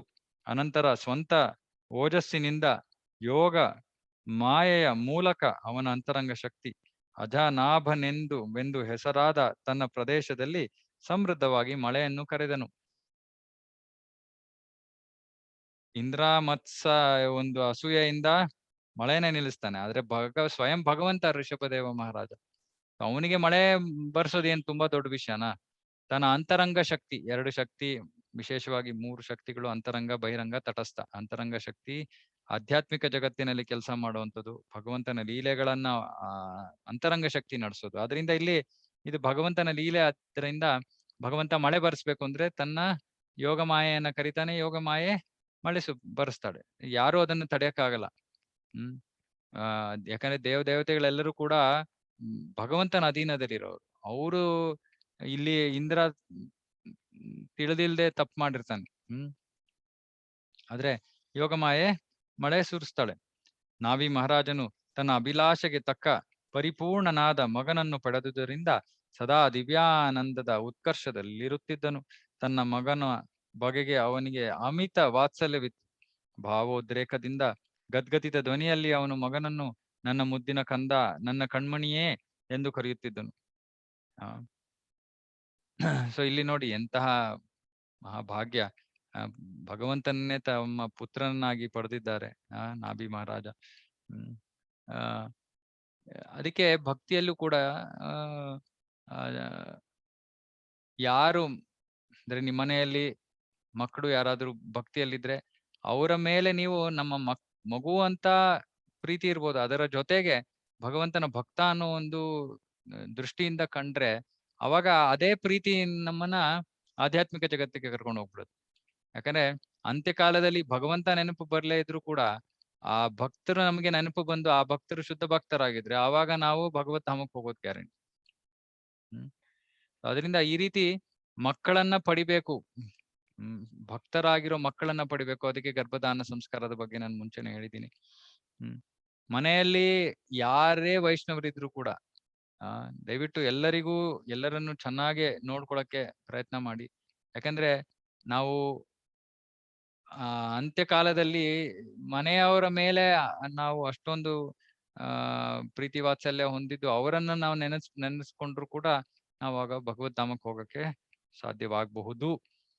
ಇಲ್ಲ ಅವರು ಅವ್ರು ಇನ್ನು ಇವಾಗ ಶುದ್ಧ ಭಕ್ತರ ಆಗಿಲ್ಲ, ಮುಂದೆ ಶುದ್ಧ ಭಕ್ತರಾದ್ರೆ ಅವ್ರು ಶುದ್ಧ ಭಕ್ತರ ಆಗೋದ್ರಿಂದ 21 ತಲೆಮಾರುಗಳು ವೈಕುಂಠ ಧಾಮಕ್ಕೆ ಹೋಗುತ್ತೆ. ಸೊ ಅದರಿಂದ ಅವರಿಗೆ ಸಹಕಾರ ಕೊಡ್ಬೇಕು. ಅವರಿಗೆ ಭಕ್ತಿಯಲ್ಲಿ ಮುಂದುವರಿಯೋದಕ್ಕೆ ಏನು ಅವಶ್ಯಕತೆಗಳಿದೆಯೋ, ಏನು ಸೌಲಭ್ಯಗಳು ಮಾಡ್ಕೊಡ್ಬೇಕು. ವಿಶೇಷವಾಗಿ ಮಕ್ಕಳು ಚಿಕ್ಕವರಾಗಿದ್ದಾಗ ಅವರಿಗೆ ನಾವು ಪ್ರೋತ್ಸಾಹ ಮಾಡಿದ್ರೆ ಅವಾಗ ಅವ್ರು ಮುಂದೆ ಹೋಗಿ ಶುದ್ಧ ಭಕ್ತರಾದ್ರೆ ನಮ್ದು ಕೂಡ ವೈಕುಂಠ ಧಾಮಕ್ಕೆ ಟಿಕೆಟ್ ಕನ್ಫರ್ಮ್ ಆಗುತ್ತೆ. ನಾವ್ ಎಲ್ಲೇ ಇರ್ಬೋದು, ಅವಾಗ ಬೇರೆ ದೇಹವನ್ನ ಪಡೆದಿರ್ಬೋದು, ಇನ್ನೆಲ್ಲೋ ಇರ್ಬೋದು, ತೊಂದ್ರೆ ಇಲ್ಲ. ಅದು ಕನೆಕ್ಷನ್ ಇದ್ದೇ ಇರತ್ತೆ. ಅದರಿಂದ ನಾವು ಆಧ್ಯಾತ್ಮಿಕ ಜಗತ್ತಿಗೆ ವಾಪಸ್ ಹೋಗ್ತೀವಿ. ಈ ಮನಸ್ಥಿತಿಯು ಅವನಿಗೆ ಯೋಗ ಮಾಯೆಯಿಂದ ಪ್ರಾಪ್ತವಾಗಿತ್ತು. ಅದರಿಂದ ಪರಮಪ್ರಭುವಾದ ಪರಮ ಪಿತನನ್ನೇ ಸ್ವಂತ ಮಗನೆಂದು ಅವನು ಸ್ವೀಕರಿಸಿದ್ದನು. ಪರಮಪಿತ ಭಗವಂತ ಎಲ್ಲರ ತಂದೆ. ಅವನನ್ನೇ ನಾಭಿ ಮಹಾರಾಜ ತನ್ನ ಪುತ್ರನಾಗಿ ಪಡಿತಾನೆ. ಭಾಗವತದಲ್ಲಿ ಬೇರೆ ಕಡೆ ಹೇಳ್ತಾರೆ, ತಂದೆ ಆಗಿದ್ರೆ ನಾವು ತಂದೆಯನ್ನ ಕೇಳ್ತೀವಿ, ಇದು ಕೊಡು, ಅದ್ ಕೊಡು, ತಂದು ಕೊಡು ಅಂತ. ಕೆಲ ಭಕ್ತರಿಗೆ ಭಗವಂತನಿಂದ ಏನು ಕೇಳೋದಕ್ಕೆ ಇಷ್ಟ ಇರಲ್ಲ, ಅವನಿಗೆ ಕೊಡೋದಕ್ಕೆ ಇಷ್ಟ ಇರುತ್ತೆ. ಆದ್ರಿಂದ ಅವ್ರು ಅವಾಗ ಈ ರೀತಿ ವಾತ್ಸಲ್ಯ ಭಾವವನ್ನ ಅವರು ಇಷ್ಟಪಡ್ತಾರೆ. ವಾತ್ಸಲ್ಯ ಭಾವದಲ್ಲಿ ಭಗವಂತನಿಗೆ ಭಕ್ತಿ ಮಾಡ್ಬೇಕು ಅಂತ. ಪ್ರಭು ತನ್ನ ಪರಮೋದಾರ ಚಿತ್ತದಿಂದ ಅವನ ಪುತ್ರನಾದನು. ತಾನೊಬ್ಬ ಸಾಮಾನ್ಯ ಮಾನವ ಜೀವಿಯೇನೋ ಎಂಬಂತೆ ಎಲ್ಲರೊಡನೆ ವ್ಯವಹರಿಸಿದನು. ಹೀಗೆ ನಾಭಿ ಮಹಾರಾಜನು ತನ್ನ ಲೋಕೋತ್ತರ ಪುತ್ರನನ್ನು ಅಪಾರ ವಾತ್ಸಲ್ಯದಿಂದ ಪಾಲನೆ ಮಾಡಲಾರಂಭಿಸಿದನು. ಅವನಲ್ಲಿ ದಿವ್ಯಾನಂದ, ಉಲ್ಲಾಸ ಹಾಗೂ ಭಕ್ತಿಗಳು ಉಕ್ಕಿ ಹರಿದವು. ತನ್ನ ಪುತ್ರ ಋಷಭದೇವನು ಪ್ರಜೆಗಳಲ್ಲಿ, ಸರಕಾರದ ಅಧಿಕಾರಿಗಳಲ್ಲಿ ಹಾಗೂ ಮಂತ್ರಿಗಳಲ್ಲಿ ಬಹಳ ಜನಪ್ರಿಯನಾಗಿದ್ದನೆಂದು ನಾಭಿ ಮಹಾರಾಜನು ತಿಳಿದುಕೊಂಡನು. ಹೀಗೆ ತನ್ನ ಮಗನ ಜನಪ್ರಿಯತೆಯನ್ನು ಅರಿತುಕೊಂಡು ನಾಭಿ ಮಹಾರಾಜನು ಅವನನ್ನು ಜಗತ್ತಿನ ಚಕ್ರವರ್ತಿಯಾಗಿ ಸಿಂಹಾಸನದಲ್ಲಿ ಕೂಡಿಸಿದನು. ವೈದಿಕ ಧರ್ಮ ಪದ್ಧತಿಯಲ್ಲಿ ಪ್ರಜಾ ಸಮುದಾಯಕ್ಕೆ ರಕ್ಷಣೆ ದೊರೆಯಲೆಂದು ಹಾಗೆ ಮಾಡಿದನು. ಈ ಕಾರ್ಯವನ್ನು ಮಾಡಲು ಸರ್ಕಾರದ ಆಡಳಿತದಲ್ಲಿ ಮಾರ್ಗದರ್ಶನ ನೀಡುವಂತಹ ಪಂಡಿತರಾದ ಬ್ರಾಹ್ಮಣರ ವಶಕ್ಕೆ ಅವನನ್ನು ಒಪ್ಪಿಸಿದನು. ಅನಂತರ ನಾಭಿ ಮಹಾರಾಜ ಮತ್ತು ಅವನ ಪತ್ನಿ ಮೇರುದೇವಿ ಹಿಮಾಲಯ ಪರ್ವತದಲ್ಲಿರುವ ಬದರಿಕಾಶ್ರಮಕ್ಕೆ ಹೋದರು. ಅಲ್ಲಿ ಮಹಾರಾಜನು ಕಟ್ಟುನಿಟ್ಟಾಗಿ ವ್ರತ ತಪಸ್ಸುಗಳಲ್ಲಿ ನಿರತನಾಗಿ ಪರಮಾನಂದ ಭರಿತನಾದನು. ಅಲ್ಲಿ ಅವನು ಪೂರ್ಣ ಸಮಾಧಿಯಲ್ಲಿ ದೇವೋತ್ತಮ ಪರಮ ಪುರುಷನಾದ ನರನಾರಾಯಣರನ್ನು ಆರಾಧಿಸಿದನು. ಅವನೇ ಕೃಷ್ಣನ ಸ್ವಾಂಶ ವಿಸ್ತರಣೆಯಾಗಿದ್ದಾನೆ. ಹೀಗೆ ಮಾಡಿದುದರಿಂದ ಕಾಲಕ್ರಮದಲ್ಲಿ ನಾಭಿ ಮಹಾರಾಜನಿಗೆ ವೈಕುಂಠವೆಂದು ಹೆಸರಾದ ಆಧ್ಯಾತ್ಮಿಕ ಲೋಕ ಪ್ರಾಪ್ತವಾಯಿತು. ನಾಭಿ ಮಹಾರಾಜ ಜಗತ್ತಿನ ಋಷಭದೇವನನ್ನ ಜಗತ್ತಿನ ಚಕ್ರವರ್ತಿಯಾಗಿ ನೇಮಿಸ್ತಾನೆ. ಮತ್ತೆ ಅವಾಗ ತಾನು ಕಾಡಿಗೆ ಹೋಗ್ಬೇಕಾಗಿತ್ತು. ಆದ್ರಿಂದ ಯಾರ ರಕ್ಷಣೆಯಲ್ಲಿರ್ಬೇಕು ತನ್ನ ಮಗ, ಆದ್ರಿಂದ ಅವ್ರನ್ನ ಪಂಡಿತರಾದ ಬ್ರಾಹ್ಮಣರ ವಶಕ್ಕೆ ಒಪ್ಪಿಸ್ತಾನೆ. ಯಾಕಂದ್ರೆ ಅವರ ಮಾರ್ಗದರ್ಶನದಲ್ಲಿ ನಡಿಬೇಕು. ಯಾರು ಕೂಡ ನಮಗೆ ಇಷ್ಟ ಬಂದಂಗೆ ನಾವು ಜೀವನ ಮಾಡ್ತೀವಿ ಅಂತ ಹೇಳಕ್ಕಾಗಲ್ಲ. ಎಲ್ಲರೂ ಕೂಡ ಒಬ್ಬರ ಮಾರ್ಗದರ್ಶನದಲ್ಲಿ ಇರ್ಬೇಕು. ನಾವು ಕೃಷ್ಣನ ಪ್ರತಿನಿಧಿಗಳ ಮಾರ್ಗದರ್ಶನದಲ್ಲಿ ಇರ್ಬೋದು, ಇಲ್ಲ ಅಂದ್ರೆ ಕೃಷ್ಣನ ಬಹಿರಂಗ ಶಕ್ತಿಯಾದ ಮಾಯೆಯ ಮಾರ್ಗದರ್ಶನದಲ್ಲಿ ನಡಿಬೋದು. ಮಾಯೆಯ ಮಾರ್ಗದರ್ಶನದಲ್ಲಿ ನಡೆದ್ರೆ ಏನಾಗುತ್ತೆ, ಈ ಭೌತಿಕ ಜಗತ್ತಿನಲ್ಲಿ ನಾವು ಜನನ ಮರಣ ಚಕ್ರದಲ್ಲಿ ಸಿಕ್ಕಾಕೋತೀವಿ. ಆದ್ರೆ ಕೃಷ್ಣನ ಅಥವಾ ಕೃಷ್ಣನ ಪ್ರತಿನಿಧಿಗಳ ಒಂದು ಮಾರ್ಗದರ್ಶನವನ್ನು ಅನುಸಾರ ಮಾಡಿದ್ರೆ, ಪಾಲಿಸಿದ್ರೆ ಈ ಭೌತಿಕ ಜಗತ್ತಿಂದ ಆಧ್ಯಾತ್ಮಿಕ ಜಗತ್ತಿಗೆ ಹೋಗ್ತೀವಿ. ಇಲ್ಲಿ ನಾಭಿ ಮಹಾರಾಜನಿಗೆ ಅದೇ ಆಯ್ತು. ಅವನು ಎಲ್ಲವನ್ನು ಬಿಟ್ಟು ಅವರನ್ನ ಪಂಡಿತ ಬ್ರಾಹ್ಮಣರ ವಶಕ್ಕೆ ಬಿಟ್ಟು ಅವನು ಬದರಿಕಾಶ್ರಮಕ್ಕೆ ಹೋಗ್ತಾನೆ. ಇವತ್ತು ಕೂಡ ಬದರಿಕಾಶ್ರಮದಲ್ಲಿ ನರನಾರಾಯಣ ಇವರು ಭಗವಂತನ ಅವತಾರ. ಅರ್ಜುನನ ಒಂದು ಅಂಶ ಅಂತಾರೆ, ನಾರಾಯಣ ಭಗವಂತನ ಅಂಶ. ಸೊ ಇವರು ಋಷಿಗಳಾಗಿ ತಪಸ್ಸು ಮಾಡ್ತಾ ಇದ್ದಾರೆ, ತಪಶ್ಚರ್ಯವನ್ನ ತೋರ್ಸಕ್ಕೆ ಬಂದಿದ್ದು. ಮತ್ತೆ ಹೇಗೆ ಸ್ತ್ರೀ ಆಕರ್ಷಣೆಯಿಂದ ದೂರವಿದ್ದು ಸನ್ಯಾಸಿಗಳು ಈ ಪರಮಗತಿಯನ್ನ ಸಾಧಿಸೋದು ಹೇಗೆ ಅನ್ನೋದನ್ನ ತೋರ್ಸೋಕೆ ತಪಶ್ಚರ್ಯದ ಮಾರ್ಗವನ್ನ ತೋರ್ಸೋದಕ್ಕೆ ಅವರು ಬಂದಿದ್ದಾರೆ, ಇವತ್ತಿಗೂ ಇದ್ದಾರೆ. ಆದ್ರೆ ನಮಗೆ ಅವ್ರನ್ನ ನೋಡೋದಕ್ಕೆ ಯೋಗ್ಯವಾದ ಕಣ್ಣುಗಳಿಲ್ಲ. ಆದ್ರೆ ಯೋಗ್ಯ ಭಕ್ತರು ಅವರನ್ನ ನೋಡ್ಬೋದು ಬದರಿಕಾಶ್ರಮದಲ್ಲಿ. ಇವತ್ತು ಹೋದ್ರು ಕೂಡ ಅವರು ಅಲ್ಲಿ ಕಾಣಿಸ್ಕೋತಾರ. ಅವ್ರಿಗೆ ಬದ್ರಿಕಾಶ್ರಮಕ್ಕೆ ಹೋಗಿ ನರನಾರಾಯಣನ ಆರಾಧಿಸ್ತಾರೆ. ಆಮೇಲೆ ಆಧ್ಯಾತ್ಮಿಕ ಲೋಕಕ್ಕೆ ಹೋಗ್ತಾರೆ. ನಾಭಿ ಮಹಾರಾಜ ಮತ್ತು ಮೇರುದೇವಿ.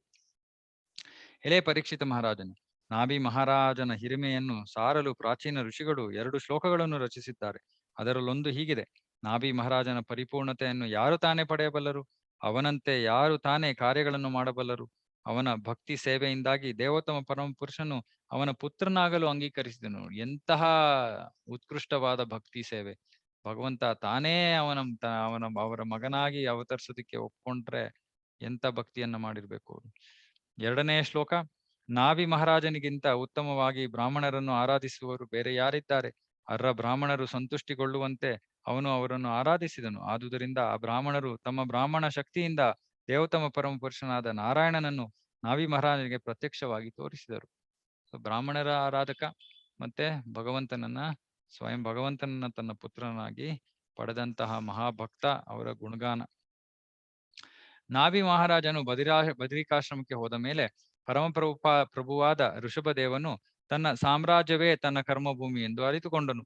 ಆದುದರಿಂದ ಅವನು ಗುರುಗಳ ಮಾರ್ಗದರ್ಶನದಲ್ಲಿ ಮೊದಲು ಬ್ರಹ್ಮಚರ್ಯವನ್ನು ಅಂಗೀಕರಿಸಿ ತನ್ನನ್ನೇ ಒಂದು ದೃಷ್ಟಾಂತವಾಗಿ ತೋರಿಸಿದ್ದಲ್ಲದೆ ಗೃಹಸ್ಥನ ಕರ್ತವ್ಯಗಳನ್ನು ಬೋಧಿಸಿದನು. ಯಾರೇ ಆಗ್ಲಿ ಗುರುಗಳನ್ನ ಸ್ವೀಕಾರ ಮಾಡ್ಬೇಕು ಅನ್ನೋದನ್ನ ತೋರ್ಸ್ಕೊಡಕ್ಕೆ ಭಗವಂತ ತಾನೇ ಸ್ವಯಂ ಕೃಷ್ಣ ಬಂದಾಗ್ಲೂ ಕೂಡ ಅವನು ಸಾಂದೀಪಿನಿ ಮುನಿಗಳನ್ನ ಸ್ವೀಕಾರ ಮಾಡ್ತಾನೆ ಗುರುಗಳಾಗಿ. 64 ದಿನಗಳಲ್ಲಿ 64 ಕಲೆಗಳನ್ನ ಕಲಿತಾರೆ ಬಲರಾಮ, ಕೃಷ್ಣ ಮತ್ತೆ ಬಲರಾಮರು. ಮತ್ತೆ ಗುರು ದಕ್ಷಿಣೆಯನ್ನು ಕೂಡ ಕೊಡ್ತಾರೆ. ಸೊ ಈ ರೀತಿ ಪ್ರತಿಯೊಬ್ಬರು ಕೂಡ ಗುರುಗಳ ಮಾರ್ಗದರ್ಶನದಲ್ಲಿ ನಡಿಬೇಕು ಅನ್ನೋ ಒಂದು ಉದಾಹರಣೆಯನ್ನ ತೋರ್ಸೋದಕ್ಕೆ ಭಗವಂತ ತನ್ನ ಅವತಾರಗಳೆಲ್ಲದರಲ್ಲೂ ಕೂಡ ಅವನು ಗುರುಗಳನ್ನ ಸ್ವೀಕಾರ ಮಾಡಿರ್ತಾನೆ. ಸೊ ಇಲ್ಲೂ ಅಷ್ಟೇ ಗುರುಗಳ ಒಂದು ಬ್ರಹ್ಮಚರ್ಯವನ್ನ ಆಚರಿಸ್ತಾರೆ ಋಷಭದೇವ. ಯಾಕಂದ್ರೆ ಇನ್ನು ಚಿಕ್ಕ ವಯಸ್ಸಾಗ ಋಷಭದೇವನು ಗುರುಕುಲದಲ್ಲಿ ವಾಸ ಮಾಡಲು ಹೋದನು. ಅಲ್ಲಿ ವಿದ್ಯಾಭ್ಯಾಸವನ್ನು ಮುಗಿಸಿದ ಬಳಿಕ ಗುರುಗಳಿಗೆ ಗುರುದಕ್ಷಿಣೆಯನ್ನು ನೀಡಿ ಅನಂತರ ಗೃಹಸ್ಥ ಧರ್ಮವನ್ನು ಸ್ವೀಕರಿಸಿ ಜಯಂತಿ ಎಂಬ ಕನ್ಯೆಯನ್ನು ವಿವಾಹವಾಗಿ ಅವಳಲ್ಲಿ ತನ್ನಷ್ಟೇ ಬಲಶಾಲಿಗಳಾದ ಹಾಗೂ ಅರ್ಹರಾದ 100 ಜನ ಪುತ್ರರನ್ನು ಪಡೆದನು. ಅವನ ಪತ್ನಿ ಜಯಂತಿಯನ್ನು ನೀಡಿದವನು ಸ್ವರ್ಗಾಧಿಪತಿಯಾದ ಇಂದ್ರ. ಋಷಭದೇವ ಮತ್ತು ಜಯಂತಿಯರು ಶ್ರುತಿ ಸ್ಮೃತಿ ಶಾಸ್ತ್ರಗಳಲ್ಲಿ ವಿಧಿಸಿದ ಧಾರ್ಮಿಕ ವಿಧಿಗಳನ್ನು ಆಚರಿಸುತ್ತಾ ತಮ್ಮ ಗೃಹಸ್ಥ ಜೀವನವನ್ನು ಆದರ್ಶವಾಗಿ ನಡೆಸಿದ್ರು. 100 ಜನ ಪುತ್ರರನ್ನು ಪಡೆದ, ಮತ್ತೆ ಆದರ್ಶಪ್ರಾಯ ಗೃಹಸ್ಥ ಜೀವನವನ್ನ ನಡೆಸ್ತಾ. ಗೃಹಮೇದಿ ಅಲ್ಲ, ನಾನು ಇದನ್ನ ಮುಂಚೆನೆ ಹೇಳಿದ್ದೀನಿ. ಗೃಹಮೇದಿ ಅಂದ್ರೆ ಇಂದ್ರಿಯ ತೃಪ್ತಿಯ ಜೀವನವನ್ನ ನಡೆಸ್ತಾ ಇರೋರು ಗೃಹಮೇದಿಗಳು.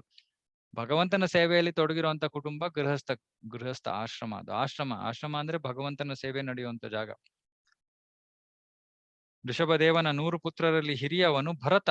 ಅವನು ಶ್ರೇಷ್ಠ ಗುಣವಂತ, ಪರಮ ಭಕ್ತ. ಅವನ ಕೀರ್ತಿಯಿಂದಾಗಿ ಈ ಲೋಕವನ್ನು ಭಾರತ ವರ್ಷ ಎಂದು ಕರೆಯುತ್ತಾರೆ. ಭರತ ಕಂಡೆ.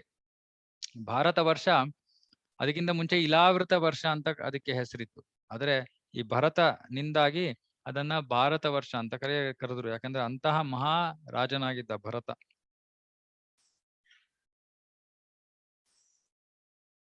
ಭರತನ ಅನಂತರ 99 ಪುತ್ರರು ಜನಿಸಿದರು. ಅವರಲ್ಲಿ ಕುಶಾವರ್ತ, ಇಲಾವರ್ತ, ಬ್ರಹ್ಮಾವರ್ತ, ಮಲಯ, ಕೇತು, ಭದ್ರಸೇನ, ಇಂದ್ರಸ್ಪೃಕ್, ವಿದರ್ಭ ಮತ್ತು ಕೀಕಟ ಎಂಬ 9 ಪುತ್ರರು ಹಿರಿಯರಾಗಿದ್ದರು.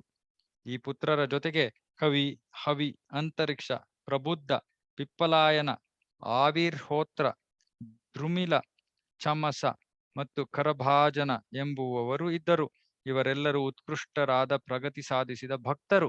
ಶ್ರೀಮದ್ ಭಾಗವತದ ಅಧಿಕೃತ ಬೋಧಕರು. ದೇವೋತ್ತಮ ಪರಮ ಪುರುಷನಾದ ವಾಸುದೇವನಲ್ಲಿ ಗಾಢವಾದ ಭಕ್ತಿಯನ್ನು ಇಟ್ಟುಕೊಂಡಿದ್ದರಿಂದ ಅವರು ಕೀರ್ತಿವಂತರಾದರು.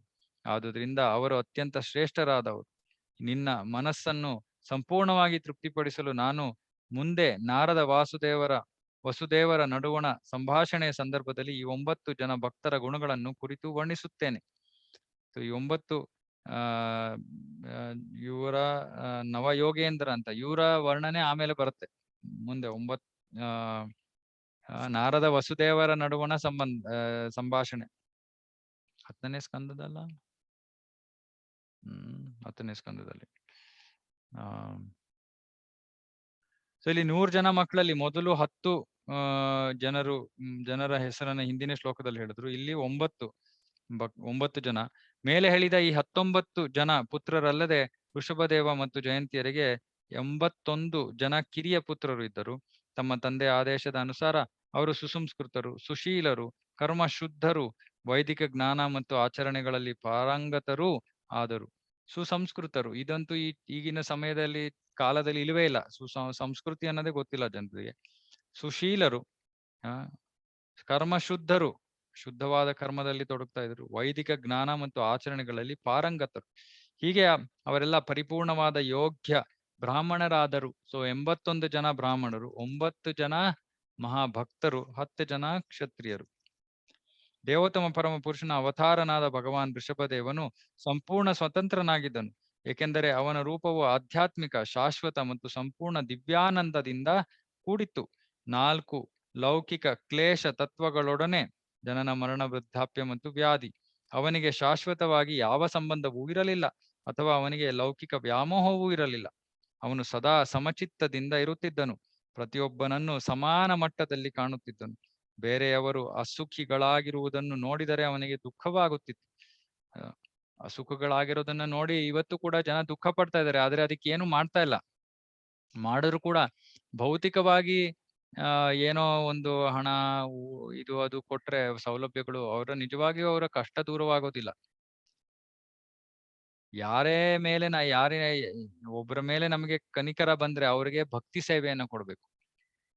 ಆಗ ಅವರ ಈ ಜೀವನ ಒಂದೇ ಅಲ್ಲ, ಮುಂದಿನ ಜನ್ಮಗಳಲ್ಲಿ ಅವರು ಮತ್ತೆ ಈ ಭೌತಿಕ ಜಗತ್ತಿಗೆ ಬಂದು ಕಷ್ಟವನ್ನ ಅನುಭವಿಸದೇ ಇರುವಂತ ಒಂದು ಸ್ಥಾನವನ್ನ ಅವರು ತಲುಪಬಹುದು.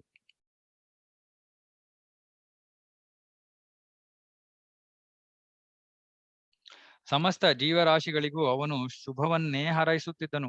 ಅವನು ಪರಿಪೂರ್ಣ ವ್ಯಕ್ತಿಯಾಗಿದ್ದನು, ಪರಮ ಪ್ರಭುವಾಗಿದ್ದನು, ಸರ್ವ ನಿಯಾಮಕನಾಗಿದ್ದನು. ಆದರೂ ಅವನು ಸಾಮಾನ್ಯ ಬದ್ಧಾತ್ಮನಂತೆ ವರ್ತಿಸುತ್ತಿದ್ದನು. ಆದುದರಿಂದಲೇ ಅವನು ವರ್ಣಾಶ್ರಮ ಧರ್ಮತತ್ವಗಳನ್ನು ಕಟ್ಟುನಿಟ್ಟಾಗಿ ಅನುಸರಿಸುತ್ತಿದ್ದನು. ಜೊತೆಗೆ ಅದೇ ಪ್ರಕಾರ ವರ್ತಿಸುತ್ತಿದ್ದನು. ಕಾಲಾನುಕ್ರಮದಲ್ಲಿ ವರ್ಣಾಶ್ರಮ ಧರ್ಮತತ್ವಗಳು ಉಪೇಕ್ಷೆಗೆ ಒಳಗಾಗಿದ್ದವು. ಆದುದರಿಂದ ಅವನು ವೈಯಕ್ತಿಕ ಗುಣಗಳು ಮತ್ತು ನಡವಳಿಕೆಗಳಿಂದ ಮುಗ್ಧ ಜನರಿಗೆ ವರ್ಣಾಶ್ರಮ ಧರ್ಮದಲ್ಲಿದ್ದುಕೊಂಡು ಕರ್ತವ್ಯಗಳನ್ನು ಆಚರಿಸುವುದು ಹೇಗೆ ಎಂಬುದನ್ನು ಬೋಧಿಸಿದನು. ಸೊ ವರ್ಣಾಶ್ರಮ ನಮ್ಗೆ ಭಗವದ್ಗೀತೆಯಲ್ಲೂ ಗೊತ್ತಾಗುತ್ತೆ, ಭಾಗವತದಲ್ಲೂ. ಒಬ್ಬ ಮನುಷ್ಯ, ಪ್ರಾಣಿಗಳ ಸಮಾಜದಲ್ಲಿ ವರ್ಣಾಶ್ರಮ ಇಲ್ಲ. ಮನುಷ್ಯರ ಸಮಾಜದಲ್ಲಿ ವರ್ಣಾಶ್ರಮ ಇದ್ದರೆ ಮಾತ್ರ ಅವರು ಮನುಷ್ಯರು ಅಂತ ಕರೆಸ್ಕೋಬಹುದು. ಯಾಕಂದ್ರೆ ಇದು ಸಂಸ್ಕೃತಿಯನ್ನ, ಜೀವನದ ಗುರಿಯನ್ನ, ಮನುಷ್ಯ ಜನ್ಮ ಹೇಗೆ ನಡೆಸ್ಬೇಕು ಅನ್ನೋದನ್ನ ಎಲ್ಲದರ ಒಂದು ಬಹಳ ಅಂದ್ರೆ ಒಂದು ಜೀವನದ ರೀತಿ ವರ್ಣಾಶ್ರಮ ಧರ್ಮ ಇಲ್ಲಿ ಹೇಳ್ತಾ ಇದ್ದಾರೆ. ಆದ್ರೆ ಆ ಸಮಯದಲ್ಲಿ ವರ್ಣಾಶ್ರಮ ಧರ್ಮ ಉಪೇಕ್ಷೆಗೆ ಒಳಗಾಗಿತ್ತು. ಆದ್ರಿಂದ ಅವ್ರೇನ್ ಮಾಡ್ತಾರೆ, ಋಷಭದೇವ ಮಹಾರಾಜ ಅದನ್ನ ಸ್ಥಾಪನೆ ಮಾಡ್ತಾರೆ. ಯಾವ ಮೂಲಕ? ಬೋಧನೆ ಮತ್ತೆ ಆಚರಣೆ. ಸುಮ್ಮನೆ ಬೋಧನೆ ಮಾಡೋದಲ್ಲ, ಅವರು ಅದರ ಪ್ರಕಾರ ಜೀವನ ನಡೆಸ್ತಾ ಇದ್ರು. ಈ ಪ್ರಕಾರವಾಗಿ ಅವನು ಜನ ಸಮುದಾಯವನ್ನು ಗೃಹಸ್ಥಾಶ್ರಮ ಜೀವನದಲ್ಲಿ ಕ್ರಮಪಡಿಸಿಕೊಳ್ಳಬೇಕು. ನಮ್ಮನ್ನ ನಾವು ಗೃಹಸ್ಥ ಜೀವನದಲ್ಲಿ ಪ್ರಾಣಿಗಳಂತೆ ಜೀವನ ನಡೆಸೋದಲ್ಲ. ಅಥವಾ ಎಷ್ಟೊಂದ್ ಜನ ಮದುವೆ ಆಗಿರುತ್ತೆ, ಆದ್ರೆ ಬ್ಯಾಚುಲರ್ಸ್ ತರ ಇರ್ತಾರೆ. ಬ್ಯಾಚುಲರ್ಸ್ ಅಂದ್ರೆ ಗಂಡು ಪತಿ ಅವನಿಗೆ ಹೆಂಗ್ ಬೇಕೋ ಹಾಗೆ ಜೀವನ ನಡೆಸ್ತಾ ಇರ್ತಾನೆ, ಹೆಂಡತಿ ಅವಳಿಗೆ ಹೆಂಗ್ ಬೇಕೋ ಜೀವನ ನಡೆಸ್ತಾ ಇರ್ತಾರೆ. ಇದು ಗೃಹಸ್ಥ, ಇದು ಮನೆ ಅಲ್ಲ, ಅದು ಹಾಸ್ಟೆಲ್ ಅಂತ ಹೇಳ್ಬೋದು. ಅವಾಗ ಎಲ್ಲರಿಗೂ ಒಂದೊಂದು ಕರ್ತವ್ಯ ಇದೆ, ಆ ಕರ್ತವ್ಯವನ್ನ ನಿರ್ವಹಿಸ್ಬೇಕು ಪತಿ ಪತ್ನಿಯರು. ಸೊ ಗೃಹಸ್ಥಾಶ್ರಮದಲ್ಲಿ ಜೀವನವನ್ನ ಕ್ರಮಪಡಿಸಿದನು. ಅವರು ಧರ್ಮ ಮತ್ತು ಅರ್ಥವನ್ನು ಬೆಳೆಸಿಕೊಂಡು ಕೀರ್ತಿ, ಪುತ್ರಿಯರು, ಲೌಕಿಕ ಸುಖ ಹಾಗೂ ಕೊನೆಯಲ್ಲಿ ಶಾಶ್ವತ ಜೀವನವನ್ನು ಪಡೆಯುವಂತೆ ಅನುಗೊಳಿಸಿದನು. ಇದು ನಾವು ಈ ಜೀವನದಲ್ಲಿ ಪಡಿಬೇಕಾಗಿರುವಂತದ್ದು. ನೋಡಿ, ಕೇಳ್ಕೊಳ್ಳಿ. ಧರ್ಮ, ಅರ್ಥ ಏನು ತೊಂದರೆ ಇಲ್ಲ. ಅರ್ಥ, ಹಣವನ್ನ ಗಣಿಸಬಾರದು ಅಂತ ಯಾರು ಹೇಳ್ತಲ್ಲ. ಆದ್ರೆ ಅರ್ಥವನ್ನು ಬೆಳೆಸಿಕೊಂಡು ಏನ್ ಮಾಡ್ಬೇಕು? ಕೀರ್ತಿ, ಪುತ್ರ ಪುತ್ರಿಯರು ಲೌಕಿಕ ಸುಖ ಹಾಗೂ ಕೊನೆಯಲ್ಲಿ ಶಾಶ್ವತ ಜೀವನವನ್ನು ಪಡೆಯುವಂತೆ. ನಾವು ಕೀರ್ತಿ ಬರುವಂತ ಯಾವ ಕೆಲಸವನ್ನು ನಾವು ಸಾಮಾನ್ಯವಾಗಿ ಭೌತಿಕ ಕಲಿಯುಗದಲ್ಲಿ ಯಾರು ಮಾಡಲ್ಲ. ಪುತ್ರ ಪುತ್ರಿಯರು ಹೌದು, ಪ್ರಾಣಿಗಳು ಕೂಡ ಮಕ್ಕಳಿರುತ್ತೆ, ನಮಗೂ ಕೂಡ ಮಕ್ಕಳಿರುತ್ತೆ, ಅದು ಬೇರೆ ವಿಷಯ. ಲೌಕಿಕ ಸುಖ ಅದಕ್ಕೆ ಮಾತ್ರ ಎಷ್ಟು ಬೇಕಾದ್ರೂ ಕಷ್ಟಪಡ್ತಾರೆ ಜನ, ಆದ್ರೆ ಕೊನೆಯಲ್ಲಿ ಶಾಶ್ವತ ಜೀವನ ಇದು ಯಾರಿಗೂ ಬೇಡ, ಅದ್ರ ಬಗ್ಗೆ ಗೊತ್ತೂ ಇಲ್ಲ. ಸೊ ಶಾಶ್ವತ ಜೀವನ ಇದೆಲ್ಲವನ್ನು ಒಳಗೊಂಡ್ರೆ ಅದು ನಿಜವಾಗ್ಲೂ ಗೃಹಸ್ಥ ಜೀವನ, ಮಾನವ ಸಮಾಜ. ಕೊನೆಯಲ್ಲಿ ಶಾಶ್ವತ ಜೀವನಕ್ಕೆ ಬರ್ಬೇಕು. ಇಲ್ಲ ಸುಮ್ನೆ ಧರ್ಮನೂ ಇಲ್ಲ, ಅರ್ಥ ಕಾಮ ಅಂತ ಓಡ್ತಾ ಇದ್ರೆ ಕೊನೆಗೆ ಪ್ರಾಣಿ ವರ್ಗಕ್ಕೆ ಹೋಗ್ಬೇಕಾಗತ್ತೆ. ಜನರು ಗೃಹಸ್ಥರಾಗಿದ್ದುಕೊಂಡು ಅದೇ ಸಮಯದಲ್ಲಿ ವರ್ಣಾಶ್ರಮ ಧರ್ಮದ ತತ್ವಗಳಲ್ಲಿ ಪರಿಪೂರ್ಣರಾಗುವುದು ಹೇಗೆಂದು ತನ್ನ ಉಪದೇಶಗಳಿಂದ ತೋರಿಸಿಕೊಟ್ಟನು. ಮಹಾಪುರುಷನು ಯಾವ ಕೆಲಸವನ್ನು ಮಾಡುತ್ತಾನೋ ಅದನ್ನೇ ಜನಸಾಮಾನ್ಯರು ಅನುಸರಿಸುತ್ತಾರೆ. ಭಗವಾನ್ ಋಷಭದೇವನು ರಹಸ್ಯವಾದ ವೈದಿಕ ಜ್ಞಾನವನ್ನು ಸಮಗ್ರವಾಗಿ ತಿಳಿದಿದ್ದನು. ಅದು ಎಲ್ಲಾ ಬಗೆಯ ವೃತ್ತಿ ಧರ್ಮಗಳನ್ನು ಒಳಗೊಂಡಿತ್ತು. ಆದರೂ ಅವನು ಕ್ಷತ್ರಿಯನಂತೆಯೇ ಕಾರ್ಯನಿರ್ವಹಿಸುತ್ತಿದ್ದನು. ಮನೋನಿಗ್ರಹ, ಇಂದ್ರಿಯ ನಿಗ್ರಹ, ಸಹಿಷ್ಣುತೆ ಮೊದಲಾದವನ್ನು ಕುರಿತಂತೆ ಬ್ರಾಹ್ಮಣರ ಉಪದೇಶಗಳನ್ನು ಅನುಸರಿಸುತ್ತಿದ್ದನು. ಎಲ್ಲರೂ ಕೂಡ ಮಾಡ್ಬೇಕಾಗಿರುವಂತ ಕೆಲಸ ಇದು. ಮನುಷ್ಯರಾಗಿ ಮಾಡ್ಬೇಕಾಗಿರುವಂತ ಕೆಲಸ ಏನು? ಮನೋನಿಗ್ರಹ, ಇಂದ್ರಿಯ ನಿಗ್ರಹ, ಸಹಿಷ್ಣುತೆ. ಈ ಕಲಿಯುಗದಲ್ಲಿ ಮೂರೂ ಇಲ್ಲ. ಮನೋನಿಗ್ರಹವೂ ಇಲ್ಲ, ಇಂದ್ರಿಯ ನಿಗ್ರಹವೂ ಇಲ್ಲ. ಇಂದ್ರಿಯ ನಿಗ್ರಹ ಎಲ್ಲ ಮಾಡ್ಬೇಕು ಅಂತಾನೆ ಜನರಿಗೆ ಗೊತ್ತಿಲ್ಲ. ಮನೋನಿಗ್ರಹ ಇನ್ನೂ ಸ್ವಲ್ಪ ಗೊತ್ತಾಗತ್ತೆ ಜನರಿಗೆ. ಆಯ್ತು, ಇನ್ನೊಬ್ಬರಿಗೆ ಬೇಜಾರಾಗೋಂಗ್ ಮಾತಾಡಬಾರ್ದು, ಕೆಟ್ಟದಾಗ ಮಾತಾಡಬಾರ್ದು, ಅದು ಇದು ಒಂದ್ ಸ್ವಲ್ಪ ಅರ್ಥ ಆಗತ್ತೆ. ಇಂದ್ರಿಯ ನಿಗ್ರಹ ಮಾಡ್ಬೇಕು ಅಂತ ಸ್ವಲ್ಪವೂ ಗೊತ್ತಿಲ್ಲ ಜನರಿಗೆ. ಇಷ್ಟ ಬಂದಿದ್ದು ತಿನ್ನೋದು, ಅದೇ ಜೀವನ. ಇಷ್ಟ ಬಂದಿದ್ದ ಜಾಗಕ್ಕೆ ಹೋಗೋದು, ಏನ್ ಬೇಕೋ ಮಾಡೋದು. ಇದಕ್ಕೆ ನಾವು ಇವಾಗ ಹೊಸ ಒಂದು ಇದಕ್ಕೆ ಪದ ಕೊಟ್ಟಿದ್ದಾರೆ. ಏನು? ಇದಕ್ಕೆ ಸಂತೋಷ ಅಂತ ಕರೀತಾ ಇದ್ದಾರೆ. ಇದು ಸಂತೋಷ ಅಲ್ಲ, ಮೌಜು ಅಂತಾರೆ ಇದಕ್ಕೆ. ಮೌಜು ಅಂದ್ರೆ ಏನರ್ಥ? ಅದು ಸರಿಯಾದ ಮಾರ್ಗವಲ್ಲ. ಯಾವ ರೀತಿಯಲ್ಲಿ ಇವತ್ತು ಕಲಿಯುಗ ಜೀವನ, ಯಾತಕ್ಕೆ ನಮ್ಮ ಸುತ್ತಮುತ್ತಲು ಇಷ್ಟೊಂದು ಕಷ್ಟವನ್ನ ನೋಡ್ತೀವಿ ನಾವು? ಯಾಕಂದ್ರೆ ಈ ರೀತಿ ಜೀವನ ನಡೆಸ್ತಾ ಇರೋದು ಕಲಿಯುಗದಲ್ಲಿ. ಆ ರೀತಿ ಜೀವನ ನಡೆಸಿದಾಗ ಪ್ರತಿ ಒಂದು ಕೆಲಸದಿಂದಾನು ಕರ್ಮ ಫಲ ಬರುತ್ತೆ, ಕಷ್ಟ ಬರುತ್ತೆ. ಜನರಿಗೆ ಕಷ್ಟ ಬೇಡ, ಆದ್ರೆ ಜೀವನವನ್ನ ಸುಧಾರಿಸ್ಕೊಳ್ಳಿ ಅಂದ್ರೆ ಯಾರಿಗೂ ಅದು ಬೇಡ ಉಪದೇಶ. ಸ್ವಲ್ಪ ಸುಲಭವಾಗಿರೋದು ಏನಾರು ಹೇಳ್ತೀರಾ ಅಂತಾರೆ. ನಿಜವಾಗ್ಲೂ ಜನರಿಗೆ ಅರ್ಥನೇ ಆಗಲ್ಲ. ನಾನು ಏನಾದ್ರು ಎಷ್ಟೊಂದ್ಸತಿ ಯೋಚನೆ ಮಾಡ್ತೀನಿ, ಯಾರಿಗೋಸ್ಕರ ನಾವು ಪ್ರಚಾರ ಮಾಡ್ತಾ ಇದೀವಿ ಅಂತ. ಅಂದ್ರೆ ನಮ್ಗೋಸ್ಕರ ನಾವೇನು ಪ್ರಚಾರ ಮಾಡ್ಕೋಬೇಕಾಗಿಲ್ಲ. ಇನ್ನೊಬ್ಬರಿಗೆ ಒಳ್ಳೇದಾಗ್ಲಿ ಅನ್ನೋ ಉದ್ದೇಶದಿಂದ ಪ್ರಚಾರ ಮಾಡಿದ್ರೆ ಎಷ್ಟೊಂದ್ಸತಿ ಹೇಗೆ ನೋಡ್ತಾರೆ ಅಂದ್ರೆ, ಅಯ್ಯೋ ಯಾಕೆ ನಮ್ ಸಮಯ ವ್ಯರ್ಥ ಮಾಡ್ತಾ ಇದ್ದೀರಾ ನೀವು ಅಂತ. ನಿಮ್ಮ ಸಮಯ ವ್ಯರ್ಥ ಮಾಡ್ತಾ ಇಲ್ಲಪ್ಪ, ನಿಮ್ ಜೀವನ ಉದ್ಧಾರವಾಗ್ಲಿ ಅನ್ನೋ ಉದ್ದೇಶದಿಂದ ಭಗವಂತ ನಮಗೆ, ಯಾರೋ ಭಕ್ತರು ನಮಗೆ ಆ ಜ್ಞಾನವನ್ನು ಕೊಟ್ಟರು, ನಾವು ಅದನ್ನ ನಿಮ್ಗೆ ಕೊಡೋದಕ್ಕೆ ಪ್ರಯತ್ನ ಮಾಡ್ತಾ ಇದೀವಿ. ಅಂದ್ರೆ ಜನರಿಗೆ ಫ್ಲಾಶೇ ಆಗಲ್ಲ, ಹೊಳೆಯೋದೇ ಇಲ್ಲ. ಇದು ತಮ್ಮ ಒಳ್ಳೇದಕ್ಕಾಗಿ ನಡೀತಾ ಇರೋದು. ಸೇರ್ಕೋಬೇಕು, ಭಾಗವಹಿಸ್ಬೇಕು, ಹೇಳ್ತಾ ಇರೋದನ್ನ ಕೇಳ್ಬೇಕು, ಅದ್ರ ಪ್ರಕಾರ ಜೀವನ ನಡೆಸ್ಬೇಕು, ನನ್ನ ಜೀವನಾನೇ ಚೆನ್ನಾಗತ್ತೆ ಅನ್ನೋದು ಗೊತ್ತಾಗ್ತಾ ಇಲ್ಲ ಜನರಿಗೆ. ಏನ್ ಮಾಡೋದು? ಎಷ್ಟ್ ಕಡೆ ಭಕ್ತರು ಕಷ್ಟ ಪಟ್ಕೊಂಡು ಪ್ರಚಾರ ಮಾಡಕ್ಕೆ ಪ್ರಯತ್ನ ಮಾಡ್ತಾರೆ. ಗಂಟುಗಟ್ಲೆ ಪುಸ್ತಕ ವಿತರಣೆ ಮಾಡಕ್ ಪ್ರಯತ್ನ ಮಾಡ್ತಾರೆ ಭಕ್ತರು. ಯಾರ ಶ್ರದ್ಧೆ ಇದೋ ಸ್ವಲ್ಪ ಪುಣ್ಯ ಜೀವಿಗಳು ಬಂದು ತಗೊಳ್ತಾರೆ. ಮಿಕ್ಕಿದವರು ನನ್ನ ಸಮಯ ವ್ಯರ್ಥ ಮಾಡ್ಬೇಡಿ ಅಂತಾರೆ. ಇನ್ನು ಸಮಯ ವ್ಯರ್ಥ ಮಾಡ್ತಾ ಇಲ್ಲಪ್ಪ, ಮತ್ತೆ ಈ ಜಗತ್ತಿಗೆ ಬಂದು ಮತ್ತೆ ಜನನ ಮರಣ ಚಕ್ರ, ಮತ್ತೆ ಕಷ್ಟದಲ್ಲಿ ಸಿಕ್ಕಾಕೋಬೇಡಿ, ಅದಕ್ಕೆ ಟಿಕೆಟ್ ಕೊಡ್ತಾ ಇದೀವಿ ಇದರಿಂದ ತಪ್ಪಿಸ್ಕೊಂಡು ಹೋಗಕ್ಕೆ. ಬೇಡ ಅಂತೀರಾ? ಏನ್ ಮಾಡೋದು? ಹೀಗೆ ಅವನು ವರ್ಣಾಶ್ರಮ ಧರ್ಮ ಪದ್ಧತಿಗೆ ಅನುಸಾರವಾಗಿ ರಾಜಭಾರ ಮಾಡಿದನು. ಅದರ ಪ್ರಕಾರ ಬ್ರಾಹ್ಮಣರು ಕ್ಷತ್ರಿಯರಿಗೆ ಉಪದೇಶ ನೀಡಬೇಕು. ನೋಡಿ, ಇದು ಒಂದು ಸರಿಯಾದ ಒಂದು ಆಡಳಿತ. ಅಂದ್ರೆ ಬ್ರಾಹ್ಮಣರು ಕ್ಷತ್ರಿಯರಿಗೆ ಉಪದೇಶ ನೀಡಬೇಕು. ಅದಕ್ಕೆ ಪ್ರಭುಪಾದರು ಯಾವಾಗ್ಲೂ ಹೇಳ್ತಾ ಇದ್ರು, ಈ ಆಡಳಿತ ವರ್ಗದವರಿಗೆ, ಪೊಲಿಟಿಷಿಯನ್ಸ್ಗೆ, ನಾವಿದ್ದೀವಿ ಇಸ್ಕಾನ್ನವರು, ಶಾಸ್ತ್ರವನ್ನ ತಿಳ್ಕೊಂಡಿರೋರು ಇದೀವಿ ನಾವು ಬಂದು ನಿಮಗೆ ಮಾರ್ಗದರ್ಶನವನ್ನು ಕೊಡ್ತೀವಿ.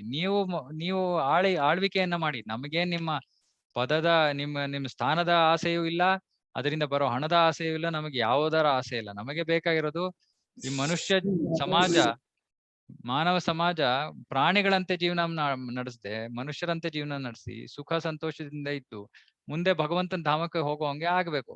ಆ ರೀತಿ ಮಾರ್ಗದರ್ಶನವನ್ನ ಕೊಡ್ತೀವಿ. ಸ್ವೀಕಾರ ಮಾಡಕ್ಕೆ ಯಾರು ಸಿದ್ಧರಾಗಿದ್ರೆ ರಾಜಕಾರಣಿಗಳಾಗಿ ನಮ್ಮ ಮಾರ್ಗದರ್ಶನವನ್ನು ಪಡೀರಿ, ಸಂಪೂರ್ಣ ಬ್ರಹ್ಮಾಂಡವನ್ನೇ ನಾವು ವೈಕುಂಠ ಕರ್ಕೊಂಡು ಹೋಗ್ಬಿಡ್ಬೋದು.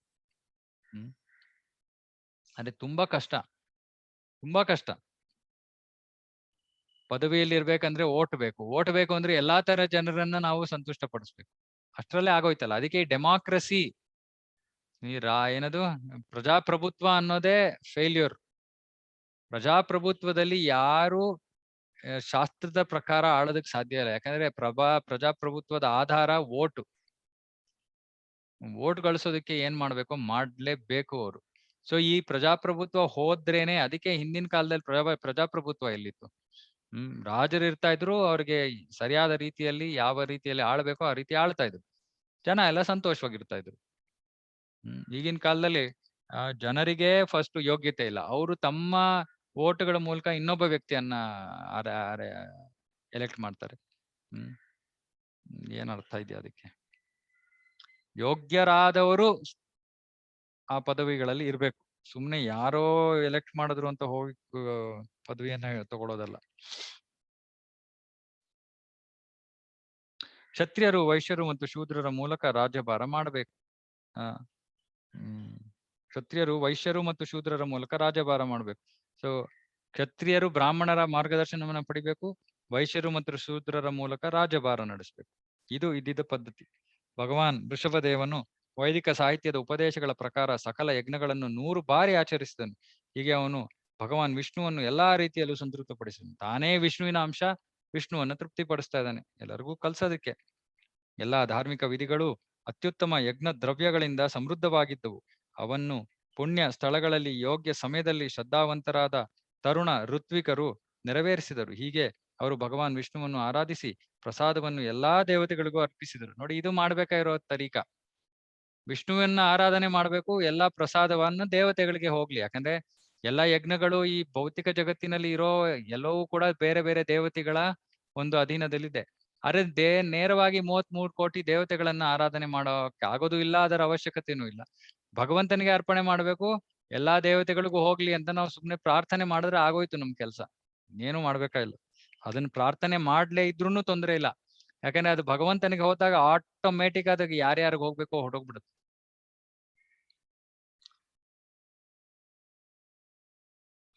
ಈ ರೀತಿಯಲ್ಲಿ ಕಾರ್ಯಕ್ರಮಗಳು ಮತ್ತು ಉತ್ಸವಗಳು ಎಲ್ಲಾ ಯಶಸ್ವಿಯಾಗಿ ನಡೆದವು. ಗಗನ ಕುಸುಮವನ್ನು ಪಡೆಯಲು ಯಾರು ಪಡುವುದಿಲ್ಲ, ಏಕೆಂದರೆ ಅಂತಹ ವಸ್ತುಗಳು ಅಸ್ತಿತ್ವದಲ್ಲಿ ಇಲ್ಲ ಎಂದು ಎಲ್ಲರಿಗೂ ಗೊತ್ತು.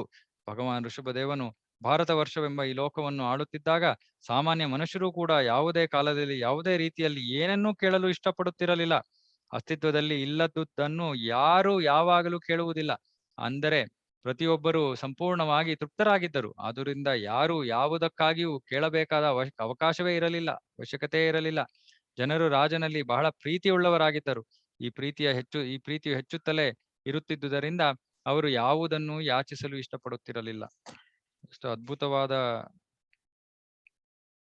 ರಾಜ್ಯಭಾರ. ಒಂದು ಸಲ ಪರಮ ಪ್ರಭುವಾದ ಭಗವಾನ್ ಋಷಭದೇವನು ಪ್ರಪಂಚ ಪರ್ಯಟನೆ ಮಾಡುತ್ತಾ ಬ್ರಹ್ಮಾವರ್ತವೆಂಬ ಸ್ಥಳವನ್ನು ತಲುಪಿದನು. ಆ ಸ್ಥಳದಲ್ಲಿ ವಿದ್ವಾಂಸರಾದ ಬ್ರಾಹ್ಮಣರ ಸಮಾವೇಶ ನಡೆದಿತ್ತು. ಅಲ್ಲಿ ಮಹಾರಾಜನ ಪುತ್ರರೆಲ್ಲ ಬ್ರಾಹ್ಮಣರ ಉಪದೇಶಗಳನ್ನು ಗಮನವಿಟ್ಟು ಕೇಳುತ್ತಿದ್ದರು. ಮಹಾರಾಜನ ಪುತ್ರರು ಆದಾಗಲೇ ಸನ್ನಡತೆಯವರು, ನಿಷ್ಠರೂ ಅರ್ಹರೂ ಆಗಿದ್ದರು. ಆದರೂ ಋಷಭದೇವನು ಆ ಸಮಾವೇಶದಲ್ಲಿ ಎಲ್ಲಾ ಪ್ರಜೆಗಳಿಗೂ ಕೇಳಿಸುವಂತೆ ತನ್ನ ಪುತ್ರರಿಗೆ ಉಪದೇಶ ಮಾಡಿದನು. ಭವಿಷ್ಯದಲ್ಲಿ ಅವರು ಪ್ರಪಂಚವನ್ನು ಸ್ವಲ್ಪವೂ ಕುಂದಿಲ್ಲದೆ ಆಳುವಂತೆ ಅವರಿಗೆ ತಿಳುವಳಿಕೆ ನೀಡಿದನು. ಅವನು ಹೀಗೆ ನುಡಿದನು.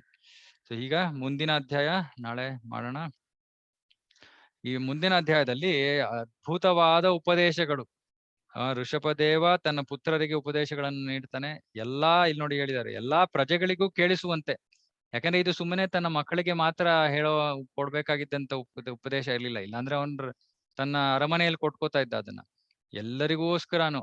ಯಾವಾಗ್ಲೂ ಅಷ್ಟೇ ಭಗವಂತ ತನ್ನ ಭಕ್ತರ ಮೂಲಕ ಸಮಸ್ತ ಮನುಕುಲಕ್ಕೆ ಮಾರ್ಗದರ್ಶನವನ್ನು ಉಪದೇಶವನ್ನ ನೀಡ್ತಾನೆ. ಅರ್ಜುನ ದಿಗ್ಭ್ರಮೆ ಆದ. ಅರ್ಜುನ ದಿಗ್ಭ್ರಮೆ ಆಗೋ ಅವಶ್ಯಕತೆ ಇರಲಿಲ್ಲ. ಆದ್ರೆ ಅರ್ಜುನ ದಿಗ್ಭ್ರಮೆ ಆಗಿಲ್ದೇ ಇದ್ದಿದ್ರೆ ಭಗವದ್ಗೀತಾ ಬರ್ತಾ ಇರ್ಲಿಲ್ಲ. ನಮ್ಮ ಮಹಾರಾಜ ಪರೀಕ್ಷಿತ ಅವನು ಕೂಡ ದಿಗ್ಭ್ರಮಿತನಾಗ್ತಾನೆ. ಅವನು ದಿಗ್ಭ್ರಮಿತನಾಗಿ ಬ್ರಾಹ್ಮಣನಿಗೆ ಬಾಹ್ಯವಾಗಿ ಅವಮರ್ಯಾದೆ ಮಾಡಿದ್ದಕ್ಕೆ ಅವನ ಮಗ ಶಾಪ ಕೊಟ್ಟು, ಶಾಪದಿಂದ 7 ದಿನಗಳಲ್ಲಿ ಮರಣವನ್ನ ಸ್ವೀಕಾರ ಮಾಡ್ಬೇಕಾಗ್ ಬರುತ್ತೆ ಅಂತ ಶಾಪ ಕೊಡ್ತಾನೆ ಅವನ ಬ್ರಾಹ್ಮಣ ಪುತ್ರ. ಅದಕ್ಕೋಸ್ಕರ ಮಹಾರಾಜ ಪರೀಕ್ಷಿತ ಎಲ್ಲವನ್ನೂ ಬಿಟ್ಟು ಆ ಶುಕದೇವ ಗೋಸ್ವಾಮಿ ಅವರಿಂದ ಭಾಗವತವನ್ನ ಶ್ರವಣ ಮಾಡ್ತಾನೆ. ಆ ಭಾಗವತ ಶ್ರವಣ ಆಗಿಲ್ದೇ ಇದ್ರೆ ನಮಗೆ ಭಾಗವತ ಸಿಗ್ತಾ ಇರ್ಲಿಲ್ಲ.